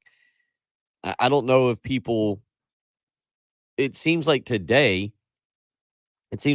people are willing to accept a season in which you don't win double-digit games at all and that you go 4-14 in conference. To me, that's the feeling I get, is that that's what people have now set their expectation for. As we sit here right now, maybe, but you land the top recruit in the country and he reclassifies, that will change things. I don't know, but even with that, it's kind of a chicken or the egg thing. Like, you feel like G.G. Jackson, unless he's just all in on South Carolina and always has been, wants there to be some semblance of a roster before he makes his decision, so he knows what he's getting into. But then at the same time, that's the guy that could potentially lure players to come play with him. So right now, when you just look at the roster and you say your starting five is going to be, you're going to probably start two centers in Trayvon Minott and Josh Gray, because you need to start both of them. You're going to start Jacoby Wright, and then I don't even know who's going to fill out the roster, like Brandon Martin without his dad and Keyshawn Bryant instead of going pro. Like, just where you sit right now, it's impossible. It's impossible to know at all what the team would be. Maybe you get a couple transfers in, and you at least can go back, look at their numbers, watch their highlights maybe a little bit, and speculate a little bit. But just as we sit here, there's no way to expect anything but a mediocre at best season. 803-404-6100. If you want to weigh in on that, we'll continue to talk about that. But last night, other news, South Carolina drops a 9-6 decision to Presbyterian. It seems like every time we talk about this team having a game to kind of continue to gain momentum, they manage to lose it. Presbyterian moves to 10-14 on the season. Presbyterian coming off a 36-4 loss to Campbell on Sunday afternoon. Jen, let's play a little bit of Mark Kingston. Here's what he had to say last night following the game against Presbyterian.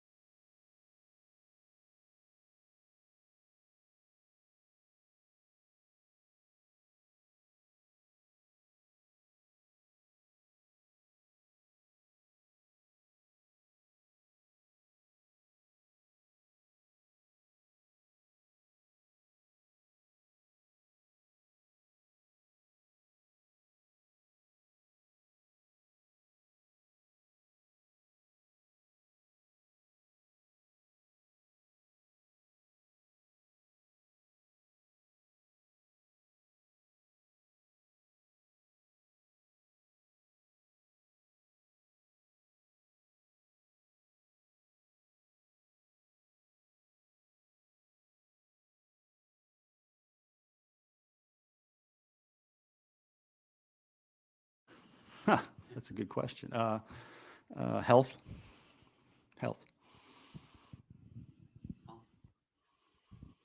I think it was the 7th where Presbyterian took that 7-6 lead. Just what did you see in that inning? And it feels like you guys couldn't get the runner and chased on the rundown. Just how frustrating was it to give up that kind of run? I think it was unearned. Well, Espo, that 7th run was off Espo, and he threw well tonight. I thought he did a really nice job. He left the slider up for that RBI, and that ball you got to bury there because he had been beating him with fastballs. When you go to the slider, you've got to put it in a good position, and it was just he left it up a little bit too much. But Burgee probably, if he could take it back, would have thrown that ball to first instead of second. But he just made a quick decision, and sometimes it works, sometimes it doesn't. All right. Thank you. Mark Kingston last night after the Gamecocks lose 9-6 to Presbyterian, and Patrick just, did you want to hear him get more mad? To fans? To me, listening to it in his voice, I mean, I don't expect him to come in and throw things and throw his players under the bus. I wouldn't want any coach to do that. But I can hear it in his voice, the frustration with his team, with the injuries. His physical demeanor in that interview, it was more of a head down, or just kind of at an angle. Like it was a different posturing. If it doesn't get better, it's going to be just a man who knows that he's reached the end of the road on this job. And I think that there is an element. I can't speak for Mark Kingston. I think. But Mark Kingston knows the expectations for this baseball program. And I think there's a level of pressure that he is coaching with, and maybe rightfully so, that he simply understands you cannot have losses now. Was it 3 of the last 4 weekends? 3 of the last 4 weeks. Xavier, I think they beat Gardner-Webb. Yeah. Lost to the Citadel midweek, and now have lost to Presbyterian.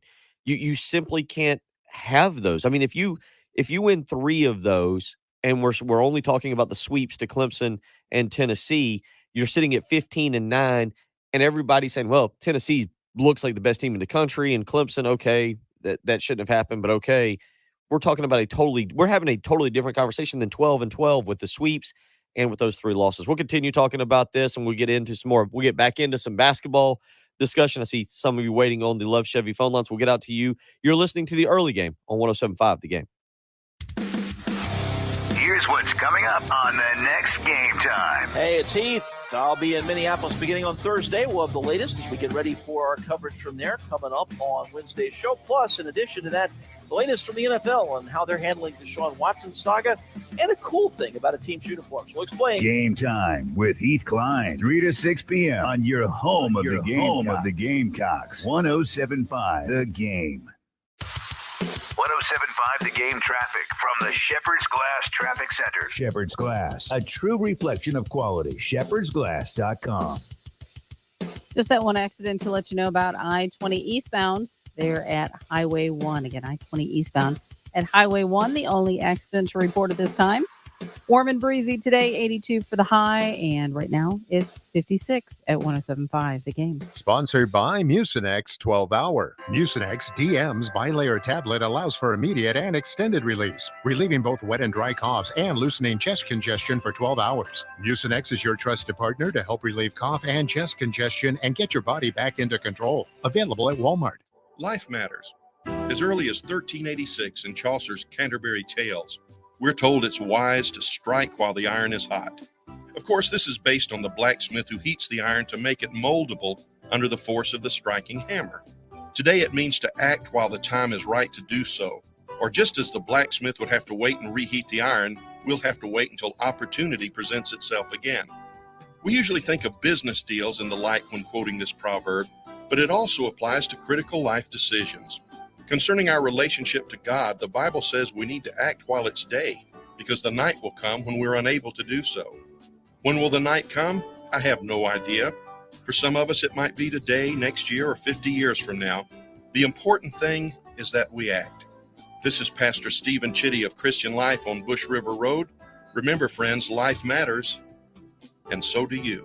Go to clcolumbia.com for in-person and live streaming service times. Longer days, warmer weather. This is the time of year you need to be enjoying life without joint pain. Hey, it's Bill Gunner for QC Kinetics. And I'm telling you what, right now is the time to call QC Kinetics. QC Kinetics is helping people here and all over America get real, lasting pain relief. They use highly concentrated, cutting-edge, natural biologic treatments that can restore and repair damaged joint tissue, getting to the root of the pain. It's life-changing. You can get back to moving like you used to with no drugs, no surgery, and no downtime. If you have had nagging pain in your knees, hips, shoulders, or backs, and you're done with steroids and pain medications, call QC Kinetics today. And if they're still telling you surgery is your only option, call QC Kinetics for a free consultation and free second opinion. Learn more about these amazing natural biologic treatments. Enjoy this time of year doing what you love. Call QC Kinetics, 803-281-6860. That's 803-281-6860. Once again, 803-281-6860.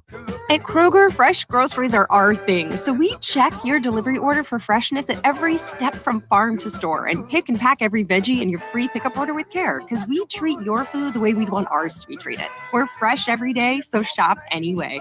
Kroger, fresh for everyone. Free pickup on orders of $35 or more. Restrictions may apply.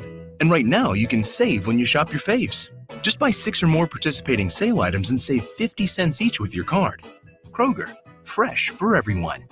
Summer just around the corner, and that means using your pool. And having it ready to be used is starting today. You need to call Corley Pool Solutions, 803-445-8109. 20 years of experience in the business. Tracy Corley and his team are ready to have your pool maintained and ready to be used this coming summer. Give them a phone call, 803-445-8109. 8109. How about this? There is over 40,000 different types of algae out there. And with Tracy Corley, he is experienced in handling each and every one. It's not like going to the pool store where someone's not seeing your pool and being able to diagnose the problem. Corley Pool Solutions makes their weekly visit and helps you get that pool ready to be used. So call Tracy Corley today, 803-445-8109. Flat rate pricing, including all the chemicals. Call Corley Pool Solutions today, 803-445-8109. Broadcasting live from the Herndon Chevrolet Studios. This is 107.5 The Game. Stop by or shop online today and see why Herndon Chevrolet makes you smile.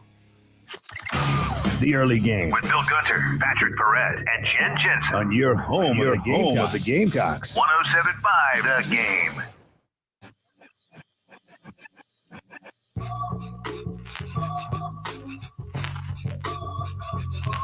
Want to remind you, coming up 2 weeks from tomorrow, we will have the RBC Heritage. You can head over to 1075thegame.com to enter to win a pair of VIP access tickets to the RBC Heritage on Thursday, April 14th. This will be with Buford Lending in their 18th Fairway VIP tent. Again, head over to 1075thegame.com to enter to win a pair of VIP access tickets to the RBC Heritage Thursday, April 14th, with Buford Lending in their 18th Fairway VIP tent. Buford Lending thanks you for shopping your rate with them, and they also thank you for listening to 107.5 The Game. Jen, let's get out to the Love Chevy phone lines. Ty wants to weigh in on men's basketball. Ty, how you doing? What's on your mind? I just have a serious question, man. Why is Ray Tanner still the athletic director? And I honestly don't know how he still has his job past this whole debacle with the basketball team. And this is what I mean by that. You blow up a team that's making traction in wins and making traction in recruiting, to bring in a coach with no prior coaching experience. 30 seconds. Hello? Yeah, keep going. About 20 seconds. Go, finish. Oh, yeah. So it's just like after this baseball season, as we see what's going on, and also we'll see the first season of basketball. If it's not successful, there's no reason why to keep Ray Tanner. That's my main point. Appreciate the phone call, Ty. We'll discuss that a little bit more. We'll see if Brian Edwards is up and ready to join us. A whole number, hour 3, up next. Gamecocks, Braves, the NFL with live local radio. 107.5 The Game, WNKT FM, Eastover, Columbia, a Cumulus media station. Hey, if you've got a hole in your roof or you need a whole new roof, you need to call Mid-State Roofing, 356-1919. For nearly a quarter of a century, Mid-State Roofing has established its reputation as the leader in the roofing industry. Whether it's above your head or at your feet, perhaps a leaky foundation, 356-1919 is the number to call for all your roofing and waterproofing needs. The quality and craftsmanship of a Mid-State roofing system are tops in the industry, especially commercial and industrial roofing systems. If you own or you're in charge of a large building, warehouse, or industrial facility, then you're in charge of that roof. And at some point, a roof is going to need some attention. So the number to call for advice, service, results, and a commitment to customer satisfaction is 356-1919. See all that Mid-State has to offer when you click on midstateroofing.com. Tell them, Mid-State twins. If you have a leak, let Mid-State Roofing take a peek. 356-1919, midstateroofing.com. Hi, everybody. This is Woody Wyndham here to talk about Pioneer Tree Service.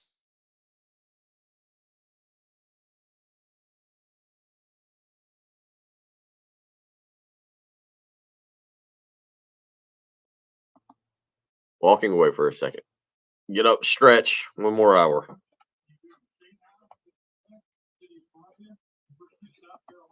want to call somebody you can trust, and that is the answer to Pioneer Tree Service. And now there's a new answer. Also, girls in the room.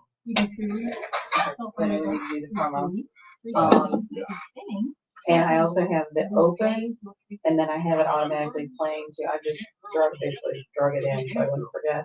After the open, it'll play that keyboard donut. So. All right. All righty. All right, you ready to promo? Oh, promos. The actual promo. I thought she was talking about. Yeah. Book online at ZeroColumbia.com. Another prescription, another surgery. Here we go.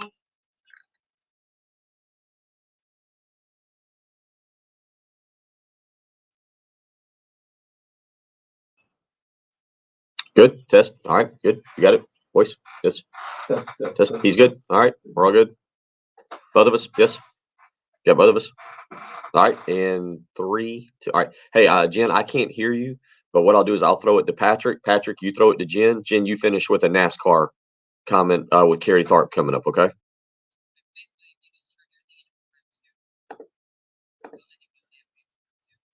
Okay, but I can hear him. I can hear him. As long as I can hear you, we're good.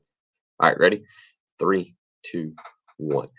Coming up on the Thursday morning edition of the early game, we continue counting down till the Final Four. This coming weekend, South Carolina's team involved and the men all involved. It's going to be a great start to a Thursday. Patrick, I'm sure you've got something fantastic lined up. No, I'm still just shaking with fear about Duke potentially winning a national championship. Okay, there's that. And Jen, I know you're going to have a big morning. NASCAR on deck. It's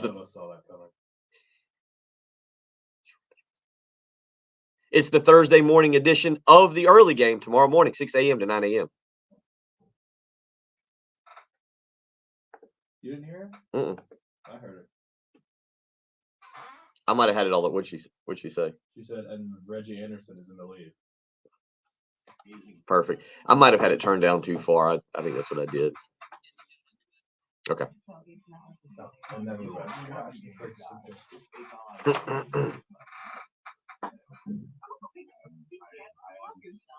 It is strange. 107.5 The Game.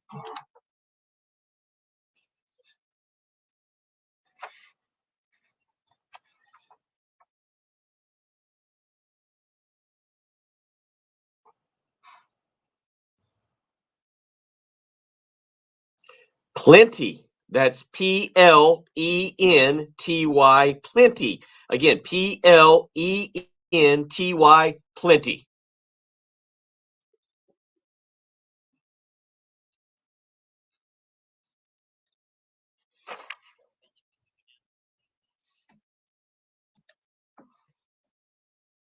Your Thursday morning episode tomorrow, we will catch up with Kerry Tharp. Today, we will try and catch up with Brian Edwards here this hour, but it is the Wednesday morning episode, 8:01 here on a March the 30th, Wednesday morning. Again, tomorrow morning, we will catch up with Kerry Tharp, maybe a few other guests. But today, it's been a lot of discussion about South Carolina men's basketball, the expectation for them going ahead. And, we're doing this kind of blind because we have zero clue what the roster will actually look like.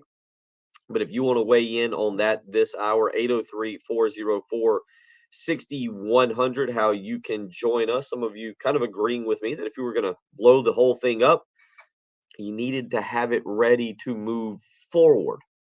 I don't like the idea of giving up 1 or 2 or 3 years to see if they can necessarily rebuild a program. I didn't think that this program was in rebuild mode under Frank Martin. I don't necessarily disagree with I agree with a lot of you that Patrick, I do think even if it was his best team, even if keeping Frank Martin next year, I'm sorry, meant having most of this roster back and having one of his better teams, I don't think that guaranteed an NCAA tournament or any. We haven't seen that.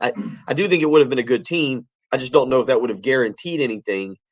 But at least you had a program that was sustaining. And I think the next guy, we now know who the next guy is, Lamont Paris, needs to be able to build upon that rather quickly. Unfortunately, a lot of the roster now gone. Yeah, I mean, you were in a place where, at the very least, I think people respected your program and respected your coach. You weren't a laughingstock. You weren't Georgia. I mean, you weren't even last year. You weren't Missouri. Right.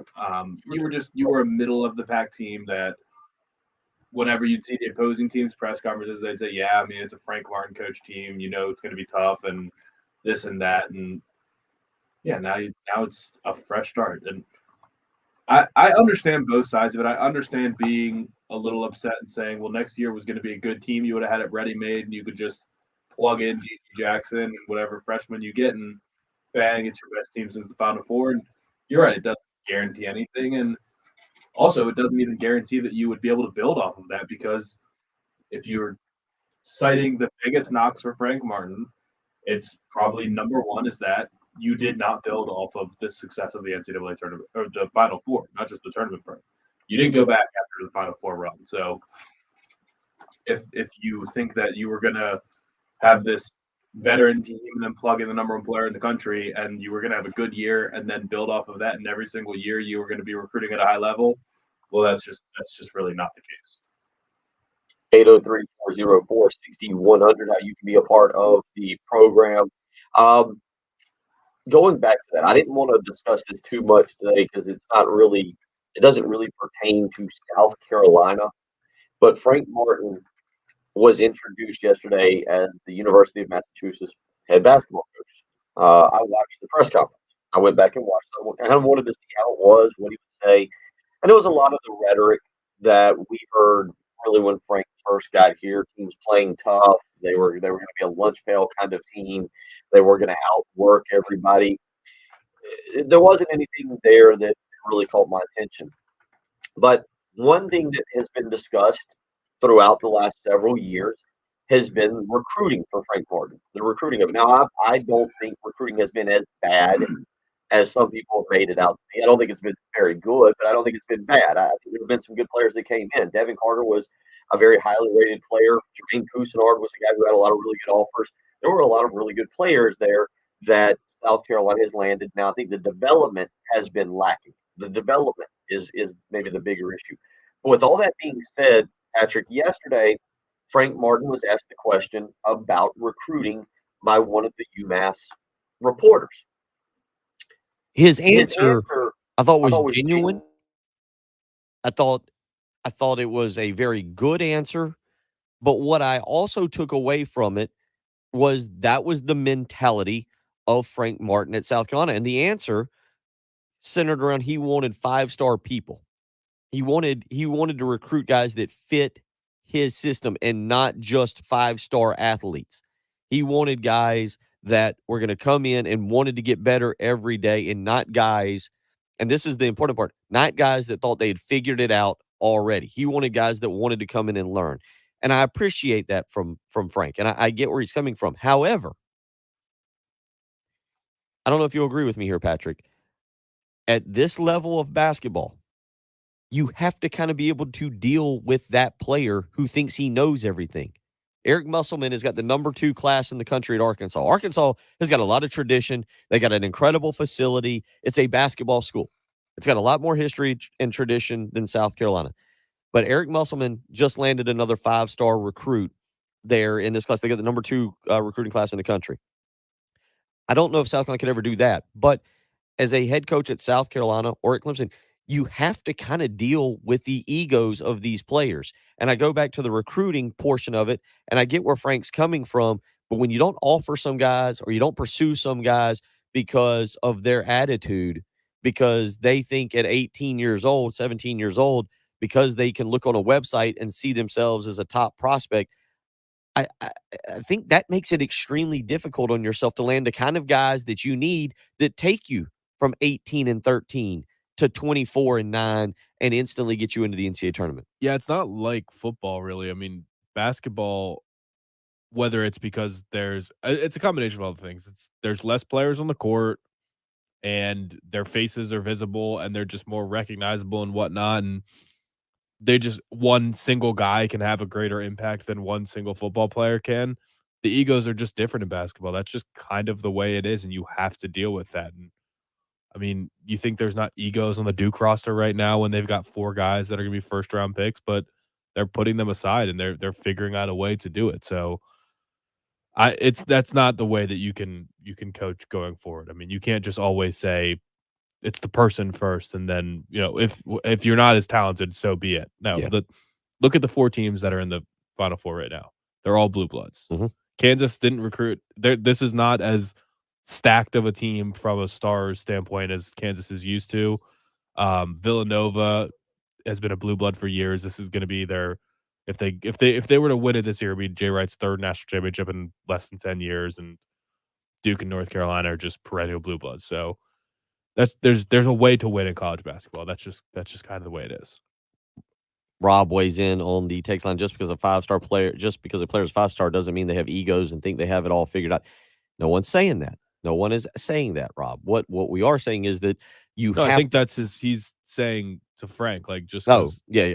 Well, no, but you also have to be willing to deal with. Look, I covered both football and basketball recruiting. I had to be the moron who called the kids and harassed them to get the interview and to get the scoop. I had to also be the person who went out and evaluated the kids and watched and did some scouting basketball wise. You're right. Not all of those kids think they've got it figured out. But I'll say that there's a lot of kids that come through that they start seeing. They get the media attention. I'll say this for a Zion Williamson. He was as humble as you could be for the amount of attention that he got in the recruiting process, both between ESPN just highlighting his dunks, between schools fawning over him, between Adidas and Nike giving his family tons of money. And that happened. But the bottom line is, he was a very humble kid, but you don't get that with everybody else. And sometimes you don't get that with the parents. Sure. I mean, I can think of 2 players in particular whose moms I had to deal with. One was Isaac Hayes, who was a 7-foot center who went to Purdue, and the mother basically thought he might have been the greatest player ever in the history of basketball, as a 17-year-old, because he became an elite prospect. And it was basically like you try to talk to her, and she's like, well, we don't deal with any schools that don't have a chance to win a national championship, so we're really only looking at the elite of the elite. And that was fine. It was no problem. That's her opinion and everything, but they thought that, hey, we are the best thing since sliced bread. And I've run across other prospects like that and their families. And I get it. But unfortunately, Patrick, you've played college athletics. Jen, you've dealt with parents at that level. As a coach when you're making $3 million a year, you kind of have to take on those personalities and integrate it into your team. You're exactly right. Mike Krzyzewski, Roy Williams when he was at North Carolina, John Calipari is taking prospects, and that's what the best coaches do. I mean, you think? And by the way, let me just say this, but then again, I realize also those are blue blood programs, and you're going there because it's Duke and the name is North Carolina, the name is Kentucky, and at South Carolina, you're not necessarily going to be in the running for all those guys. But when you get kids who are maybe a step below that that you can get involved. You've got to be a little bit more involved. It's just a different version of it. That's been the most impressive thing. Just bring it to football of Nick Saban. It's just he gets the. You think every kid that goes to Alabama that's the best player in the country at their position doesn't have an ego, but he gets them to just buy in, and that's what Coach K has done. Duke looks like a different team than they were at the beginning of the season. At the beginning of the season, they looked like a team that was all guys that thought that they were the best player on the team and they wanted to do everything. And now they're playing together and they're just dominating. So that's just what basketball is. That's what college recruiting is, and it's only going to get more that way. Especially now that they're getting paid. You think it's going to get any easier? Right. No, of course not. And I look, Frank, Sindarius Thornwell is a kid that I've covered for a long time, and Sindarius and his uncle passed away a few years ago, but Sindarius didn't think he had it figured. Sindarius was as he was the perfect Frank Martin recruit. He was hard nosed, he was tough, he was coachable, he wanted to be coached hard. He was the perfect one, and Frank excelled with kids like that. I mean, that's where Frank excelled. But while we're saying that, Lamont Paris is going to have to count on having a Sindarius in every class. Well, you never got another one after it. You never got another Sindarius Thornwell type kid after it, and they are hard to find. But I did think that was interesting, and it goes back to what we will see from Lamont Paris as it pertains to recruiting and the way things will play out with him, both with the transfer portal and in terms of who he can go out and land. There's going to have to be at South Carolina. I give credit to Dave Odom. I think Dave Odom took a chance on Jason Parker, Patrick. I don't know if you remember Jason Parker, who was an All-American at Kentucky, transferred out of Kentucky after getting into some trouble up there. Dave Odom took a chance on him. It didn't work out. Like it was a boom or bust chance. Frank Martin did take a chance on Brian Bowens, although by all accounts, Brian Bowens and his family were an incredible family. Bowens seemed to have the kind of personality that, again, fit in like a Sindarius Thornwell. But now what Lamont Paris is going to try and do, there are going to have to be some risks taken with players that, typically you might not do. 803-404-6100. Jen, let's get out to those Love Chevy phone lines. Kelvin wants to weigh in on basketball. Kelvin, how you doing this morning? What's on your mind? Great. Thanks, guys, for taking my call. One couple of things. One about Frank coaching and then this Lamont Paris in his recruiting. When I go into my barbershop, a lot of barbershop talks around men of my age in the mid-40s who have kids that are in high school playing ball that are from South Carolina. I'm from Sumter. Frank, he has an old-style way of coaching. A lot of the yelling, screaming. A lot of us men who are in these barbershops are talking like, that style of coaching isn't conducive anymore for these type of players this generation. And people may not want to admit it, but it blows the parents and the kids away from wanting to come to South Carolina. Like a lot of these kids would love to play for the Gamecocks. His yelling, cursing, screaming at players, embarrassing them, encouraging them seem like on the sidelines, when they screw up, he yells them at them. And these parents and these fans are seeing this, it turns the parents and the players off. I think with Lamont Paris, and not to say that, all these other coaches don't yell and scream and stuff like that. These players, frankly, does it a whole different, aggressive type of way. But I think with Lamont Paris, optics matter. And I think with kids this generation, it seems like he has a more interpersonal, approach to how he interacts with them. If you heard him in his press conference, allows the players to be themselves, coachable and be teachable. He's not demonstrative on the sideline and things like that. I think he is going to get a lot of great players that are from South Carolina that wants to play for South Carolina, because he seems like the type of guy that's going to get involved with just the Ken Riches of the world. I love Ken Rich, but some of the bluegrass guys that are from South Carolina that knows the players, that knows the coaches, that knows the school, is going to want to come play for South Carolina.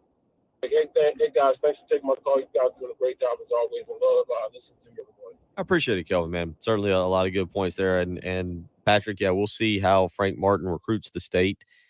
Cam Scott is a guy that's in the 2024 class that's over at my alma mater. He's probably trying to live up to that great job of bench warming that I did when I played for Bailey Harris. Did win a state championship sitting on the bench, but that's another story for summertime. But Cam Scott did an interview with Own 3 Sports recently, and he said that, he had built the best relationship he had with any coach with Frank Martin, and it felt like a family. a lot of time to go in his recruitment. He mentioned North Carolina. He mentioned Kentucky. He mentioned Florida State. That's a guy that Lamont Paris, look, that's going to be another complaint. Frank Martin couldn't get the G.G. Jacksons of the world. I think it's difficult to ask Lamont Paris to come in and land a G.G. Jackson in 3 weeks, 4 weeks. I'm not going to base Lamont Paris recruiting ability on G.G. Jackson. That's really unfair to him. I won't base it on Julian Phillips, who last night played in the McDonald's All-American game, and as of right now is still uncommitted. Had originally committed to LSU, has now decommitted and has gotten out of his letter of intent. I was looking for the box score from last night's McDonald's All-American game, also because the women's team, South Carolina's women's team, had 2 recruits in there, and I'll try and locate that here during the break. But Patrick, it's unfair to base it on G.G. Jackson, but I do think you can look at Cam Scott. Lamont Paris has got time to build a relationship there and show him what the program's all about. And that's another reason why I say you take a step back this year, you go 9-22 or something like that. Cam Scott is saying, I want to go play for a win. I want to go play for a team that's going to play in the NCAA tournament. You gotta have to show him something early on, or you're selling him hope and promises and not actual results. Yeah, but that's recruiting. I mean, that's it is recruiting. College. Like it's not the NFL where the worst teams are best set up to climb out from the bottom. The worst team gets the best pick. The worst team in college basketball doesn't get the best player to try and even it out. I mean, that is going to be the challenge for Lamont Paris. At some point, if you're a great recruiter, you're going to have to convince a kid like Cam Scott to say, okay, G.G. Jackson, if he doesn't come here, you're going to have to say, all right, well, he wasn't the one to break the trend and be the one to stay home and build the program. You can be that guy now. I mean, that's going to have to be the pitch, and it's not easy. College recruiting is set up so that the rich get richer and the worst teams just stay at the bottom, because why would you go to a team that's terrible? I mean, that's going to be a challenge. It's a really hard job, and we've said it a million times. It's a very difficult job, and he's going to find out. And then throw in basketball at least. Now you've got overtime elite. You've got the G League who are throwing money at kids, and now kids don't even have to go to the elite of the elite. They can go directly and start making money. Let's stay on the Love Chevy phone lines. Thomas is up next this morning. Thomas, how you doing? What's on your mind? Oh, not much. Glad to be with you guys. You know, when we talk about these highly recruited kids and everything, we don't have to look no farther than our own program right here. What Dawn has done with all the high-profile kids that she brought in here, how they bought in and understand, yes, you was a star in high school, and you could be a star here, but not everybody's going to be the star, you know. And if I'm Lamont Paris, I'm going to sit down and talk to Dawn, you know what I mean, and get an overview on how she built this program here. Because you remember when Dawn come here, it was like, why would you want to come here? South Carolina women are never going to do anything. It's just a program. But look where they're at now. And it's going to take time to build it, and we as fans have to be patient, you know what I mean? And you get the kids to come here. But, you know, as long as we're supporting them, you'll get the kids here. I hang up and listen. Appreciate the phone call, Thomas. I will say I covered when Dawn arrived from Temple years ago. I'm trying to think back. And the first elite player she landed was Kelsey Bone, who was at that time the number 2 player in the country. And, you know, people talk about Frank Martin and the way he would handle players. There's a reason Kelsey Bone transferred back to Texas A&M. Like, there's a reason. Now, Dawn has won. But to go back to that, one thing about Dawn Staley is she showed up to South Carolina with an incredible background already. And when she was hired, Eric Hyman at that time had the foresight to not only hire a great person, a legend already in women's basketball for what she had done at Virginia, for what she had done in the WNBA, what she had done in the Olympics. He not only had the foresight to hire her, he had the foresight to pay her. People, I think we forget. I was on a radio program. I was talking to somebody yesterday about how long I've been doing this, and my daughter will be 13 in September, and I started doing it a month before she was born. So I started doing radio, not on 107.5 The Game, but here in Columbia 12 years ago. And Dawn Staley was making more, Jen and Patrick, than a national championship baseball coach at the University of South Carolina, Ray Tanner. And people thought Eric Hyman was the biggest dummy in the world. And Dawn wasn't winning. Like the first few years of what Dawn was doing was lean. But nationally, the perception was Dawn Staley's going to turn South Carolina into a monster. Like the national perception was Dawn Staley is the next thing in women's basketball. And lo and behold, national publication, national media were right on it. I mean, she is but she showed up with a pedigree. She showed up with gold medals in hand, with Final Fours from Virginia. Like Dawn Staley. There's no comparison for her in the men's game. Not right now. I'm trying to think of anybody that would be a comparison in college basketball, like the last 20 years as a coach that would show up with having been maybe Bobby Hurley didn't have the WNBA career. I think Bobby Hurley won a gold medal. You're talking about everyone. That's kind of the problem. Everyone of her caliber on the men's side, you're talking about Hall of Famers. You're talking about some of the greatest players in the sport. They have hundreds of millions of dollars in the bank. They're not going to come recruit high school kids. Right. Anonymous texter says Dawn Staley is the Michael Jordan of women's basketball. Yeah. And that's why I would hesitate people and Thomas and just others. You're right. You can go follow the formula of Dawn Staley, but where Dawn Staley started from, like with a reputation, and where Lamont Paris is starting from in their sports, is entirely different. And also the national perception of what Staley probably would get South Carolina to be. And Dawn Staley stayed true to her roots. I went to a practice one time to watch, and it was very physical. I mean, Dawn has a great relationship with those girls that you can see via Twitter and you can see in the interviews, but she's not nice to them in practice. And, that's the way you have to coach them. For people, I mean, Dawn Staley is a very competitive person, and I don't even think that that's doing her justice with the competitive nature that she has. Quite honestly, people that I've met in my lifetime, just people that I've met, not like Michael Jordan is known, Tiger Woods is known as people that are like ultra competitive. Like, I don't know if Charles Barkley is competitive or just gambles a lot, but like Michael Jordan is known as like the most intense competitor. I've never met Michael Jordan. Dawn Staley is as intense a competitor as I've ever come across in my life. Wow. Do you, on the men's side, because I just read this text from Book saying Coach K yells all the time. Nobody talks about that. Well, I do. That's why part of the reason I hate him. He's a phony. He acts like he's the sweetest, like gentlest old man, but really he's as bad as any of them. He's as bad as Bob Knight or anyone. He talks to his players the same way that all those guys do. He just pretends like he doesn't. So he is intense. When you look at the other Final Four coaches, are they all intense? Herbert Davis is not. Bill Self. Hubert, I'm sorry. Hubert Davis, Bill Self. Jay Wright's not. I don't know. Like, I can't picture, does Jay Wright dig into his players? Here's the thing, and we'll get to a break here in a second.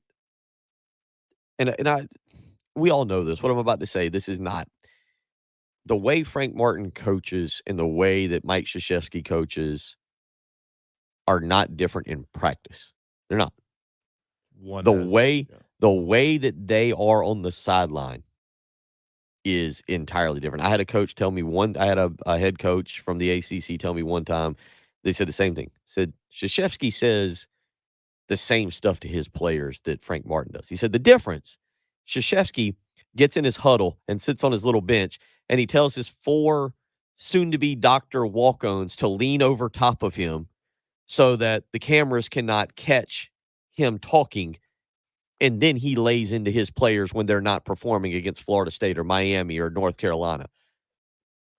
Frank Martin catches players coming off the court when cameras are very visible to pick up what's going on and you hear what is being said. And the people in the room, there was a difference, and that's what I think Kelvin was talking about with the actions and everything. There was a difference in the visual sideline demeanor of what Frank did versus worth a Krzyzewski or Jay Wright or some of the other They coaches. just know how to hide it. Yeah, and look, there is a level of, and some of that is a level of public embarrassment of not doing that.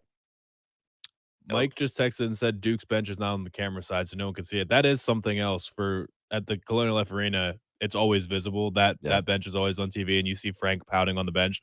That was almost what bothered me more, is if you get mad, he'd just sit and cross his arms and not get up or say a word for minutes on it. It looked like he just give up. Yeah.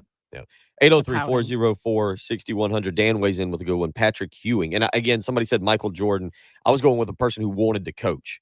Ewing's a great answer. Patrick Ewing is a good example of that. 803-404-6100. You're listening to the early game on 107.5 The Game. Here's what's coming up on the next halftime show. Hey guys, Jay and Terry coming up on the Wednesday halftime show. I have no lives this hour. Sorry, should have told you. I won't be here on Wednesday. But Terry, you won't be here. You will. Maybe. How's that working out for I don't you? know if I'm going to be here. I might not be here either. All right. Well, Tommy can just talk baseball all day. That'll be fun. Talk baseball and do Tommy trivia. And the NFL overtime thing. That's good. All Tommy. Whatever it is, I wish you guys all the best. I'll be back on Thursday. I don't know if I'll be here either. We'll see. Well, we'll find out. Tune in at noon.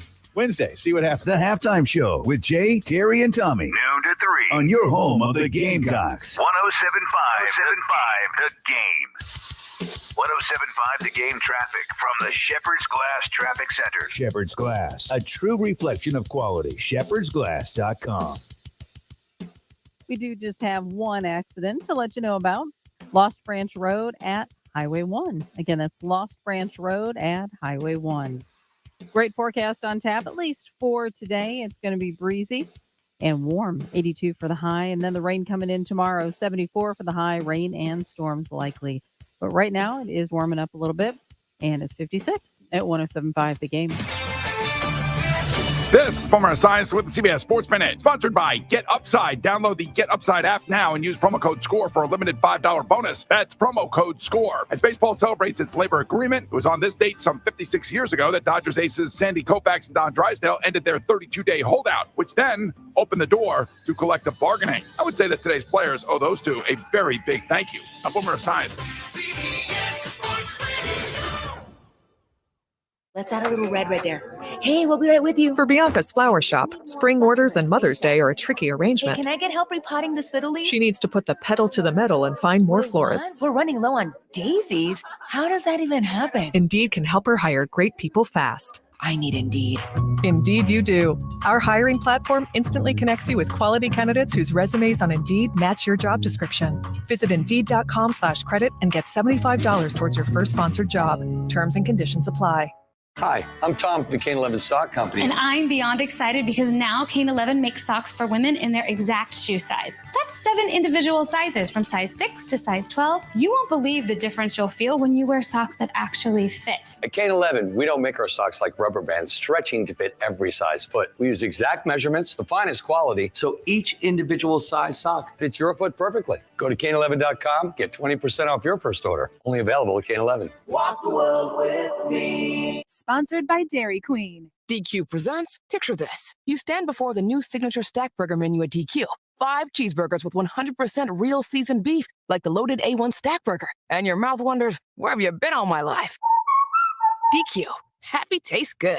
Ugh, my stomach. Don't worry, I've got you covered. When you have nausea, heartburn, indigestion, upset stomach, diarrhea. What's that? It's Pepto-Bismol Chews. Pepto-Bismols in a chew? Yeah, they taste great and provide fast relief. And you can always have Pepto-Bismol handy. Ooh, let me try it. Try Pepto-Bismol Chews for fast relief. Nausea, heartburn, indigestion, upset stomach, diarrhea.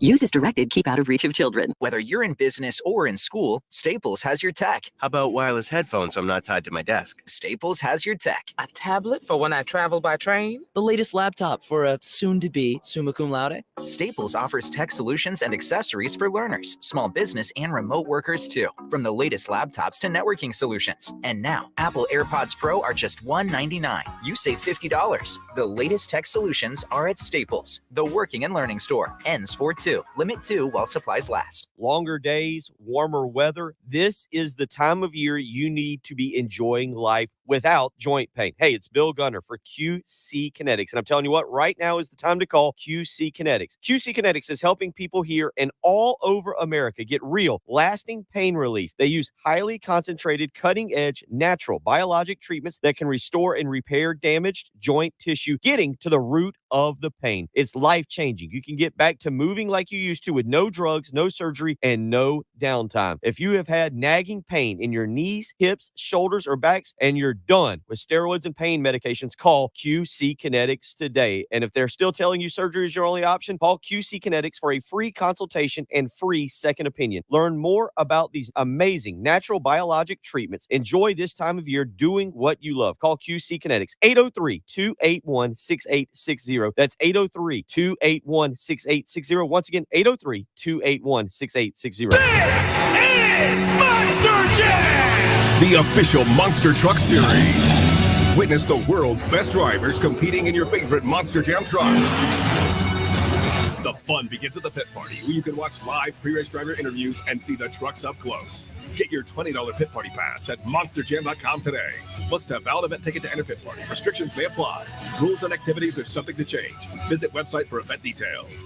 Coming to Colonial Life Arena this weekend. Dawn Staley and the Gamecocks take the court at the Final Four Friday night, and you can hear all of the action right here on your home of the Gamecocks, 107.5 The Game, 6:45 pregame, 7 p.m. tip-off. Broadcasting live from the Herndon Chevrolet Studios. This is 107.5 The Game. Stop by or shop online today and see why Herndon Chevrolet makes you smile. My heart was racing just making spaghetti. I could have waited to tell my doctor, but I didn't wait. I was short of breath just reading a book. I could have delayed telling my doctor, but I didn't wait. They told their doctors and found out they have atrial fibrillation, a condition which makes it about 5 times more likely to have a stroke. If you have one or more of these symptoms, irregular heartbeat, heart racing, chest pain, shortness of breath, fatigue, or lightheadedness, this is no time to wait. Contact your doctor. Brought to you by Bristol-Myers Squibb and Pfizer. At the United States Postal Service, we deliver with advanced technology and equipment so we can reach over 160 million addresses across the country. We're delivering for thinkers, doers, movers, shakers, groundbreakers, future makers, innovators, trailblazers, disruptors, streamers, dreamers. So no matter what business you're in, we'll always be delivering for you. USPS, delivering for America. Learn more at USPS.com/delivering. It's that time of year, time to get your taxes in order. And if you're facing IRS tax problems, it can be one of the most stressful times of the year. Hi, I'm local attorney John Ecton with the Ecton Law Firm. We're here to eliminate that stress and worry and get you back on track for a better future. At the Ecton Law Firm, we've successfully handled thousands of IRS cases for hardworking people like you right here in the Carolinas. So don't gamble on a long-distance phone call to one of those so-called national tax resolution companies. Come see me. Your first visit is completely free and confidential. You'll meet me in person at our office in Irmo, just off Broad River Road. So if you have years of unfiled tax returns or are facing IRS wage levies, bank levies, or tax liens, call me, John Ecton, at 771-9800. That's 771-9800. Or go to EctonLawFirm.com. Now's the time to finally get your tax problems resolved. Your solution is right here in South Carolina. So hire a local South Carolina attorney. Hire me, John Ecton. Think about what's hiding behind those vents in your home. No worries. Contact the pros at Zerorez. Right now, mention me, Bill Gunner, at 107.5 The Game, and you'll get $30 off your next air duct cleaning, plus 15% off air filters and purifiers. Book online at ZerorezColumbia.com. Longer days, warmer weather. This is the time of year you need. Right, but it doesn't tell me an actual box score, because I understand that Julian Phillips at least scored 3 points.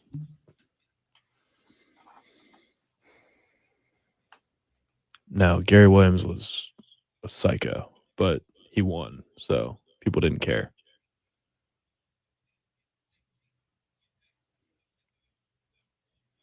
Gary Williams would just berate the bench even though they didn't do anything wrong. That was always the funny thing when we'd be at games and they would make a mistake and Gary was mad. We would just watch Gary yell at the last kid on the bench. He's like, did absolutely nothing, hasn't played a second, still in his warm-up gear, but getting berated by Gary Williams.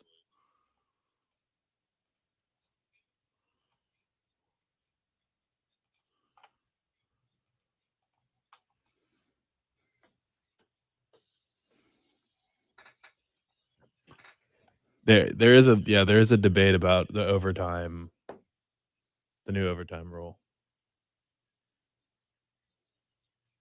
You can think about it, Bill. Now that each team, you saw the rules, right? Right. Each team gets a possession, but then it's sudden death after that. Does it change the coin toss at all? Does it change your opinion on the coin toss? Yeah, both teams get a possession. Like, would you receive or kick? Kick. Okay.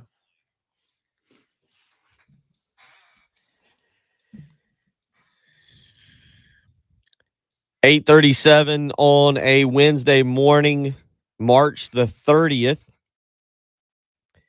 Some NFL news yesterday. We'll get to that in just a second. Been talking a lot about South Carolina basketball this morning, obviously, just kind of due to a phone call in the beginning of the show, and really talking about the future and what you can what you're hoping for versus what you expect. I think we all hope, or most people that are Gamecock fans hope for better success, more success. I say better, meaning NCAA tournaments over the next 5 years. That's look, you make the change. You make the change. You're hoping for success. I guess my argument is, how quickly should that success come, especially when you talk about the transfer portal. So we talked a lot about that this morning. Off air, though, Patrick was bringing up an NFL rule, a new NFL rule as it pertains to overtime. And Patrick has asked a great question that I will jump right into. I think Patrick was not pleased with my particular answer. I am, but I like that it's controversial. Okay. So the NFL, if you haven't seen, they have approved a tweak to overtime. Patrick, you explain it. Yeah, so the problem now was that the first team that gets the ball, it can be sudden death if they score a touchdown. So we saw, obviously, it was the Bills-Chiefs game where there was just, in the last 2 minutes, there was like 5 touchdowns, and the Chiefs won the coin toss and immediately scored a touchdown. It was game over. Everybody said, well, Josh Allen didn't get to touch the ball. This is BS. Now they've adjusted the rule where both teams can get a possession. So both teams will get a chance to score, and then after that, it's just sudden death. So really, it solves the problem to an extent, but it just pushes it back by possession because now, say the Chiefs and the Bills are playing and the Chiefs score, then the Bills score, then the Chiefs score again. Then it's like, all right, well, all the Bills did was keep scoring touchdowns, and they don't even get a chance to win the game. This does add the element of 2-point conversions now. It adds the element of just another possession, makes it a little bit more equitable. So I like that they've done this. I think it will help to an extent. But the question I asked you was, does it change your mindset on the kickoff or on the coin toss? Would you, in the past, of course you receive, because if you just score a touchdown, it's game over. So you have to receive. You always pick receive. It's not even a question. Does it change the calculus now? And I think you said yes, right? I would probably do what you just said. Yeah, I would explain your logic. I think because I actually know that's a good point. Now that you say that, I guess my initial reaction is I'll stick with I would probably defer. Now, granted, teams, how your team is set up is totally. Say it's the Chiefs Bills game. Well, and both offenses are just potent. The Bills have a good defense. I would still probably try to rely on my defense to get a stop, get the ball, and then if I need to kick a field goal, I don't have to go as far. Yeah, I don't know. I can see both ways of it. What you just changed my opinion of, though, was, like you said, if they get the ball back and they're able to get into field goal range, you're having. I think the odds are probably better on your side if you have 2 possessions versus 1. So yeah, so I think you definitely play for the ball first. Jen, you with us on this? If you go into overtime, the ball gets you take the ball first, right? I think I've changed. I would think so now that you're the mathematician of the show. No. Well, so if you get the ball first, you're putting yourself in a position where, all right, we score a touchdown and they score a touchdown. Well, now we have the first chance at the sudden death possession. So if you receive, you have the first chance of the sudden death possession. If you kick off, there is also the chance of, okay, if they score a touchdown on the first drive, we have a chance to end the game with a 2-point conversion if we respond. That was the other thing I was thinking about. Yeah. So technically you kind of hold all the cards if you get the ball second, because if they kick a field goal, obviously okay, well, we score a touchdown and game over. if they score a touchdown and kick So the it's a extra strategy point, play. Mhm. yeah, then you could just say, if you're confident in your 2-point conversion abilities, you say, okay, well, I'm content to let this be in the hands of a 2-point conversion. It does make it interesting. That was my initial thought, is to take the 2-point to take that route, that you now know what they do. If they kick a field goal, and you think, okay, if we score a touchdown, we win the ball game. So now if you're facing, say, a 4th and 3 at like the 35, and you're looking at a 50-yard field goal versus, a 4th and 3, if we convert this, we can still continue to go down and score a touchdown, we win the ball game. Maybe that is what you like better. And as you just pointed out, if the other team scores a touchdown and now you go down and score, and you look at it and you go, man, we can't stop their offense. Right. We can't stop their offense. So now we'll just go for 2 and try and end it right If here. you're playing the Chiefs, you're going to say, okay, well, maybe not the Chiefs anymore. Maybe the Chiefs are a bad example because they lost Tyreek Hill. But if you're playing the Bills, you're going to say, okay, well, our choices are kick the extra point and try and stop Josh Allen, or we just go for 2 and try and end the game. Look at this anonymous texter weighing in. I like this idea. I've never heard this, so kudos to you, ma'am, sir, for a very interesting idea. It says, for overtime, at halftime, there should be a coin flip that would be used if the game went to overtime. Okay. Now teams know if overtime happens, then the winner of the coin flip is already known. Third and fourth quarters may possibly be played different. That's an interesting little. It's an interesting idea. It's too much, though. Not really. We've sent them out. Flip a coin. Now you know who's. I do like this way, though, because it makes the coin toss matter a little bit. Like, the coin toss shouldn't be completely inconsequential. I agree that the coin toss shouldn't determine the winner of the game, which the last overtime rule was. That's kind of how it was. It was just whoever wins the coin toss is going to win the game because they just score. But this adds an element of it's more fair. Both teams will have a legitimate chance of winning, because in that AFC divisional round game, the Bills had no chance of winning once they lost that coin toss because neither defense could stop the other team. Now the Bills offense actually still would have a chance to respond and win the game if they go for 2. So I do like it, but I mean, at least make the coin toss mean a little bit something where I like the idea that it's not a lock what decision you're going to make if you win the coin toss. Because that's in the past, it was just, okay, hopefully we win the coin toss so we get the ball first. It won't necessarily be like that now, which I do appreciate. It's certainly it's an interesting rule change. We've seen games that the NFL overtime rule, I feel like, is one of those that has sparked a lot of controversy over the last 10, 15 years in terms. It's that and the catch rule, maybe the tuck rule, maybe the catch rule. I'm not sure. I feel like people like the college rule in general, but the college overtime rule? Yeah. Oh, I think they liked it, past tense. The new rule of going for 2. It was the Penn State-Illinois game. Oh, that was brutal. Yeah.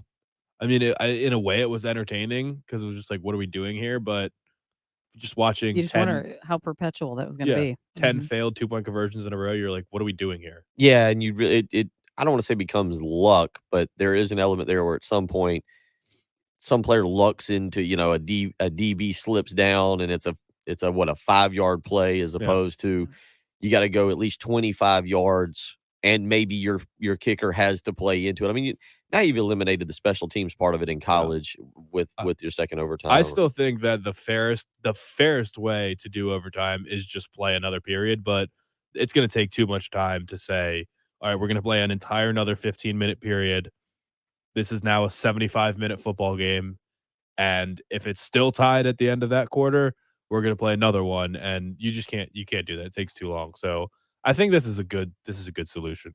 It's look, NFL trying to tweak its rules a little bit, make it a little bit more fan friendly, but NFL also knows exactly how to stay in the news on stuff they can't. Like this. The NFL will never do what college did. They don't want to make it. They don't want to make their product like hacky in any way, and it did feel like that watching that Penn State and Illinois go for 2-point conversion of 2-point conversion. It felt like what are we doing here? It's a bad way to end the game. It's a bad way to. The NFL doesn't want that. I'm with you on that. 803-404-6100 if you want to weigh in. Last night, the men's and the women's McDonald's All-American games took place. I have searched all over for a box score for these games because I know that former Palmetto State star Julian Phillips from Blythewood played in the boys game. Have not been able to find. I know he had 3 points at one point.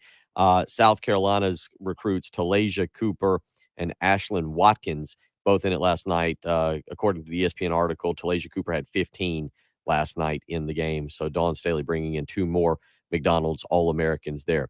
We'll continue on with the program, wrap up everything that we've talked about this morning. You're listening to the early game on 107.5 The Game.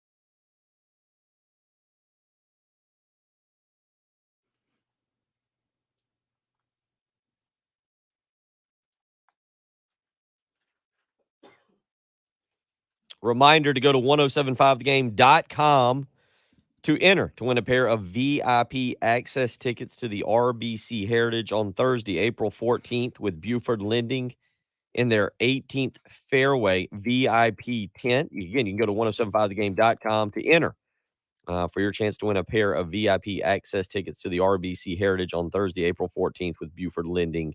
Again, that'll be in their 18th Fairway VIP tent. Buford Lending thanks you for shopping your rate with Benji Getsy and Buford Lending, and they thank you for listening to 1075 The Game. Real quick, before you walked in earlier, Patrick, this morning, we were kind of talking about it. Tiger Woods yesterday playing a practice round at Augusta National. You freely admit golf you will watch from time to time, especially a major, but it's not your preferred viewing of choice. Tiger Woods, does he change if he participates? And it's not that we expect him to be, I wouldn't say competitive in the Masters. Maybe he comes out and he writes the story of a lifetime that he comes. I mean, I thought the previous time he won the Masters was the story of a lifetime, but like this one would be, I don't even know how you would compare it. But does Tiger Woods being in the Masters, even though you don't expect him to be competitive, change your viewing habits for Thursday, Friday?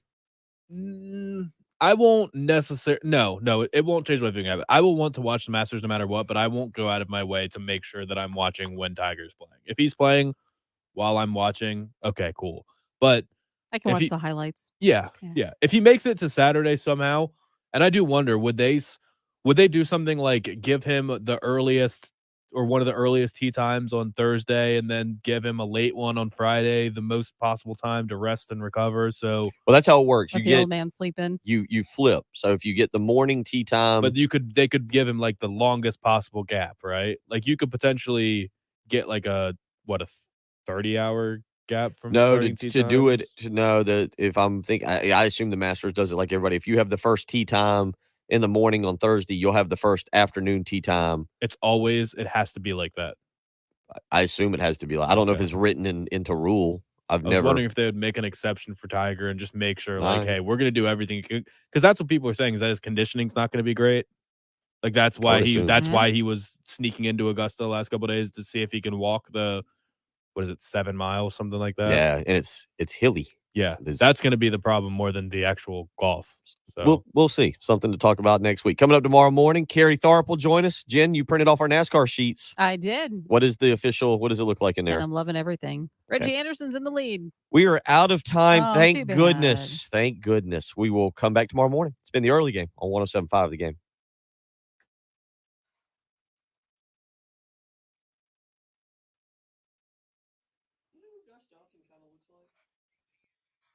And I've forgotten his name. But yes.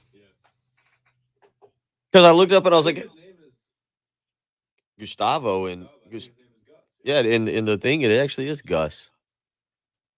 Yeah, I happened to look up and I was like, the guy from Breaking Bad is doing a commercial. All right, everybody. See y'all tomorrow. RL, Anthony, Jerry. Happy hump day. Take care.